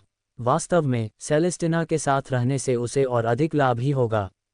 सुनो, हम क्या हैं? नहीं, अब तुम इस दुनिया में क्या करने की कोशिश कर रहे हो? अज़रियल ने फिर से लियो की ओर उलझन से देखा। आप बस जीवित बचे रहने के लिए काम कर रहे हैं, लेकिन क्या आप बस यही सब करना चाहते हैं? बस हर महत्वपूर्ण कार्यक्रम में कूदते रहें, आखिर किस लिए? एक कॉफ़ी शॉप के लिए? नायकों की मदद करने के लिए? आगे क्या है? क्या वह स्वयं बड़ा बुरा बन गया है? अज़रियल को उसके शब्दों का जवाब देने के लिए कुछ भी नहीं सूझा। आप ये कह रहे हैं कि मुझे उससे सगाई कर लेनी चाहिए ताकि मुझे खुद को आगे बढ़ाने का कारण मिल सके? बिल्कुल, ज़रा गौर करो, मैं इतना बेवकूफ़ नहीं हूँ। लेकिन क्या ये संभव भी है? क्या मतलब है तुम्हारा? अज़रियल ने सेलेस्टिना के चेहरे को देखा और खुद को आश्चर्यचकित महसूस किया, लेकिन बस इतना ही था। उसे उसके प्रति प्रेम जैसा कुछ भी महसूस नहीं हुआ। क्या मेरे जैसे किसी के लिए उससे प्यार करना मुमकिन है? मुझे आज तक किसी लड़की से प्यार नहीं हुआ। तुम्हें तो पता ही है। इस बार कुछ अलग क्यों होगा? उफ़, लियो ने निराशा में अपने कंधे झुका लिए। मैं इतना काय कैसे हो सकता हूँ? भविष्य के नायकों को मारने पर तुले एक पूरे संगठन से लड़ना ठीक है, लेकिन एक खूबसूरत लड़की के साथ बातचीत करना और शायद उससे प्यार हो जाना बहुत ज़्यादा है। सचमुच। लियो की बात सुनकर अज़रियल शर्म से अपनी आंखें फेर सकता था। इतना डरना बंद करो और इसे स्वीकार कर लो। इस स्थिति में तुम ही जीत रहे हो। अगर तुम्हें उससे प्यार हो गया तो बहुत अच्छा, आखिरकार तुम्हारे पास आगे बढ़ने की एक ठोस वजह है। अगर नहीं, तो तुम हमेशा किसी और की तलाश में निकल सकते हो। इस दुनिया में जितनी भी चीज़ें हैं, वे तुम्हें उत्साहित और प्रेरित रखने के लिए काफ़ी हैं। मुझे लगता है आप सही हैं। उसे वही करना चाहिए जो लियो ने कहा है। डरना बंद करो। लेकिन क्या हम सबसे महत्वपूर्ण बात भूल नहीं गए हैं? महत्वपूर्ण? मुझे नहीं लगता। ओह, लियो को अचानक एहसास हुआ जब वह और अज़रियल दोनों ही अनुपस्थित सेलेस्टिना को देख रहे थे। वह इस सगाई के बारे में क्या सोचती है? सगाई? मैं तो सिर्फ 16 साल की हूँ। पापा बिना किसी चेतावनी के ऐसा कैसे कह सकते हैं? सेलेस्टिना का दिमाग इतना अस्त व्यस्त था कि उसने रागनार और अज़रियल के माता पिता के जाने या उनके पीछे दरवाज़ा बंद होने का भी ध्यान नहीं दिया। उसके मन में कभी भी प्रेमी होने या सगाई करने का विचार नहीं आया था। उसके लिए ऐसी धारणाएं मूर्खतापूर्ण और अनावश्यक थीं। उसका केवल एक ही लक्ष्य था, नायक बनना, लेकिन मानवता को बचाने वाला कोई नायक नहीं। नहीं, हीरो बनने की उसकी इच्छा एक साधारण किंतु शक्तिशाली जुनून से उपजी थी, जो पिछले 7 वर्षों से उसके मन में था। बदला, वह अपने दादा दादी की मौत का बदला लेना चाहती थी। आज भी वह उस भयानक दिन को स्पष्ट रूप से याद कर सकती है। ये वह दिन था जो फ्रॉस्ट कबीले के लिए अब तक की सबसे बड़ी क्षतियों में से एक था। सेलेस्टिना अपने परिवार के अलावा ज़्यादा लोगों के करीब नहीं थी, विशेषकर उसके दादा दादी। वह उन स्किनवॉकर्स से बदला लेना चाहती थी जिन्होंने उन्हें मार डाला था, लेकिन वे पहले ही मर चुके थे। उसके पिता ने पहले ही उनका बदला ले लिया था। अब उसके मन में एक ऐसी नफरत बची थी जिसे वह छोड़ नहीं सकती थी। इसलिए उसने उस घृणा को दूसरे शत्रु की ओर मोड़ दिया। शून्य। उस दिन उसके माता पिता के आंसुओं का स्रोत यही था। सेलेस्टिना सभी शून्य प्राणियों का विनाश कर देगी, उन पर कोई दया नहीं दिखाएगी। लेकिन ऐसा करने के लिए उसे हीरो बनना होगा और अपने परिवार को निराश नहीं करना होगा। इन सब के कारण उसने अपनी उम्र की अन्य लड़कियों की तरह प्यार के बारे में कभी नहीं सोचा। उफ़, मुझे क्या करना चाहिए? ये सब कुछ उसके लिए बहुत अचानक था, लेकिन वह समझ गई कि उसके पिता ने उसे पहले क्यों नहीं बताया था। पब फ्यूचर एड्स। ऐसा इसलिए था क्योंकि वह निश्चित रूप से इसे अस्वीकार कर देती। यद्यपि उसके और अज़रियल के बीच सगाई, जो 4 महान कुलों में से 2 का हिस्सा हैं, जनता के लिए एक रणनीतिक गठबंधन की तरह प्रतीत होगी और उन्हें विश्वास दिलाएगी कि 4 महान कुल हमेशा एक साथ काम कर रहे थे, जिसे उन्हें आश्वस्त किया जा सके। उसे वास्तव में इसकी परवाह नहीं थी। और यह सगाई ऐसे किसी उद्देश्य के लिए भी नहीं थी। उसने कभी उम्मीद नहीं की थी कि उसके पिता और अज़रियल के पिता ऐसा मूर्खतापूर्ण वादा करेंगे। रुको, क्या माँ को इसके बारे में पता है? अचानक उसे फ्रॉस्ट एस्टेट छोड़ने से पहले अपनी माँ की रहस्यमय मुस्कान याद आ गई। उसकी माँ गर्भवती होने के कारण उनके साथ नहीं आए और घर पर ही रहना पसंद किया। उसे पता था, उसे पूरी तरह पता था। उफ, क्या अब जब उसका एक और बच्चा होगा तो वो मुझे बेच देगी? सेलेस्टिना ने दांत पीस लिए। अपनी अजन्मी छोटी बहन या भाई के प्रति उसकी सारी सद्भावनाएं हवा में उड़ गईं। सेलेस्टिना, हाँ, उसने अपना सिर बाईं ओर घुमाया और देखा कि अज़रियल उसे भावशून्य चेहरे से देख रहा था, लेकिन उसने उसकी लाल आंखों में हल्की सी चिंता देखी। मुझे माफ़ करना, मैं सोच में डूबा हुआ था, सेलेस्टिना ने जल्दी से कहा। उसे शर्म आ रही थी कि वह उसके सामने ध्यान भटका रही थी और उसे चिंता में डाल दिया था। मेरी आदर्श छवि बर्बाद हो गई, अज़रियल ने हंसते हुए कहा, जिससे उसकी भागने की इच्छा और भी बढ़ गई। ये ठीक है, लेकिन अचानक उसने दीवार पर लगी घड़ी की ओर अपनी उंगली उठाई। 20 मिनट पहले ही बीत चुके हैं। अरे, वह सही कह रहा है। रुको, क्या वह सचमुच पिछले 20 मिनट से मुझे चुपचाप देख रहा था? उद्धरण चिन्ह dot dot dot dot dot उद्धरण चिन्ह। कुछ गहरी सांसें लेकर वह शांत हो गई। फिर से उसका सामना अज़रियल से हुआ, जो अभी भी उसे शांति से देख रहा था। वह आभारी थी कि उसने उसका इंतजार किया। अज़रियल, तुम इस सब के बारे में क्या सोचते हो? हालांकि वह इस सगाई से इनकार करना चाहती थी, लेकिन यह इतना आसान नहीं था। अब नहीं, जब बात इस बिंदु पर आ गई है। और अधिक महत्वपूर्ण बात, वह अज़रियल के बारे में उत्सुक थी। सेलेस्टिना को अज़रियल से संबंधित कई बातों के बारे में जानने की उत्सुकता थी, लेकिन इस समय सबसे अधिक उत्सुकता इस बात की थी कि वह इस सगाई के बारे में क्या सोचता है। मैं इस सगाई के बारे में क्या सोचता हूँ? हो, अज़रियल ने आगे की ओर देखा, जिससे उसे अपनी पार्श्व रूपरेखा का पता चला। वह सचमुच सुंदर है। सेलेस्टिना ने अपना सिर हिलाकर अपने मन में उठ रहे विचारों को दूर कर दिया। निश्चित रूप से, यदि वह एक सामान्य लड़की होती तो वह अज़रियल से सगाई करने के लिए तुरंत सहमत हो जाती। कोई भी मूर्ख ऐसी बात पर आपत्ति नहीं करेगा। दुर्भाग्यवश, सेलेस्टिना सामान्य से बहुत दूर थी। वह एक राजकुमारी थी। हाँ, उसे मेरे साथ सगाई का प्रस्ताव मिलने पर खुश होना चाहिए। सेलेस्टिना ने स्वयं को सिर हिलाकर स्वीकार किया, तथा ये भूल गई कि अज़रियल भी 4 महान कुलों में से एक का बच्चा था। अगर मैं ईमानदारी से कहूँ तो मैं वास्तव में इस तरह की चीज़ों का प्रशंसक नहीं हूँ। इसके बजाय, अज़रियल ने शर्म से मुस्कुराते हुए अपना गाल खुजाया। ऐसा प्रतीत हुआ कि वह शर्मिंदा था। मेरा मानना है कि हमें सगाई तभी करनी चाहिए जब हम सचमुच एक दूसरे से प्यार करते हों। सेलेस्टिना उसकी बातें सुनकर मुस्कुराए। उनका ये भी मानना था कि ऐसा तभी होना चाहिए जब वे एक दूसरे से प्यार करते हों। वह खुश थी कि अज़रियल भी ऐसा ही सोचता था। ये बहुत ही प्यारा है कि वह ऐसा कुछ कहने में शर्मिंदा है। ये संभवतः पहली बार था जब उन्होंने आपस में इतनी लंबी बातचीत की थी। क्या इसका मतलब यह है कि आपको इस सगाई पर आपत्ति है? अज़रियल ने अपना सिर हिलाया, जिससे सेलेस्टिना आश्चर्यचकित हो गई। गुस्सा होने के बजाय वह जिज्ञासु थी। पहले तो जब उन्होंने हमें बताया तो मैं मना करने ही वाला था, लेकिन अज़रियल ने उसकी ओर देखा। उनकी आंखें एक दूसरे से मिल गईं। मैंने अपना मन बदल लिया है। क्यों? मैं कह सकती हूँ कि तुम मुझसे प्यार नहीं करते, जब तक कि तुम अपनी भावनाओं को छिपाने में इतने अच्छे ना हो। अज़रियल के चेहरे पर एक हल्की सी मुस्कान आ गई। आपको ये जानकर आश्चर्य होगा कि मैं कितनी अच्छी हूँ, लेकिन नहीं, ऐसा इसलिए नहीं है कि मुझे आपसे प्यार हो गया है या ऐसा कुछ और। भला क्या? अज़रियल का चेहरा जटिल हो गया, मानो वह अपने उत्तर के बारे में गहराई से सोच रहा हो। उद्धरण चिन्ह डॉट डॉट डॉट। मुझे नहीं पता। सेलेस्टिना ने उसे उलझन में देखा। उसे नहीं पता, फिर वो मुझसे सगाई क्यों करना चाहेगा? वह अचानक अवाक रह गई जब उसने अज़रियल को देखा। इस समय वह किसी ऐसे बच्चे से भिन्न नहीं दिख रहा था जो खोया हुआ लग रहा था और यह नहीं जानता था कि किसी से कैसे संपर्क किया जाए। तो यही कारण है कि जैस्मिन हमेशा उसके प्रति इतनी अधिक सुरक्षात्मक रहती है।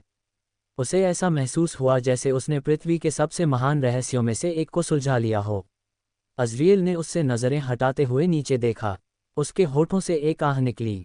ये बात आपको स्वार्थी लग सकती है, लेकिन मुझे लगता है कि मैं कुछ ढूंढने की कोशिश कर रहा हूँ, शायद कोई कारण, अगर मैं आपसे सगाई करूँ तो। सेलेस्टिना ने कुछ नहीं कहा और केवल उसकी बातें ध्यान से सुनी। वह बता सकती थी, हालांकि ऐसा लग नहीं रहा था, फिर भी वह सही शब्द खोजने के लिए संघर्ष कर रहा था।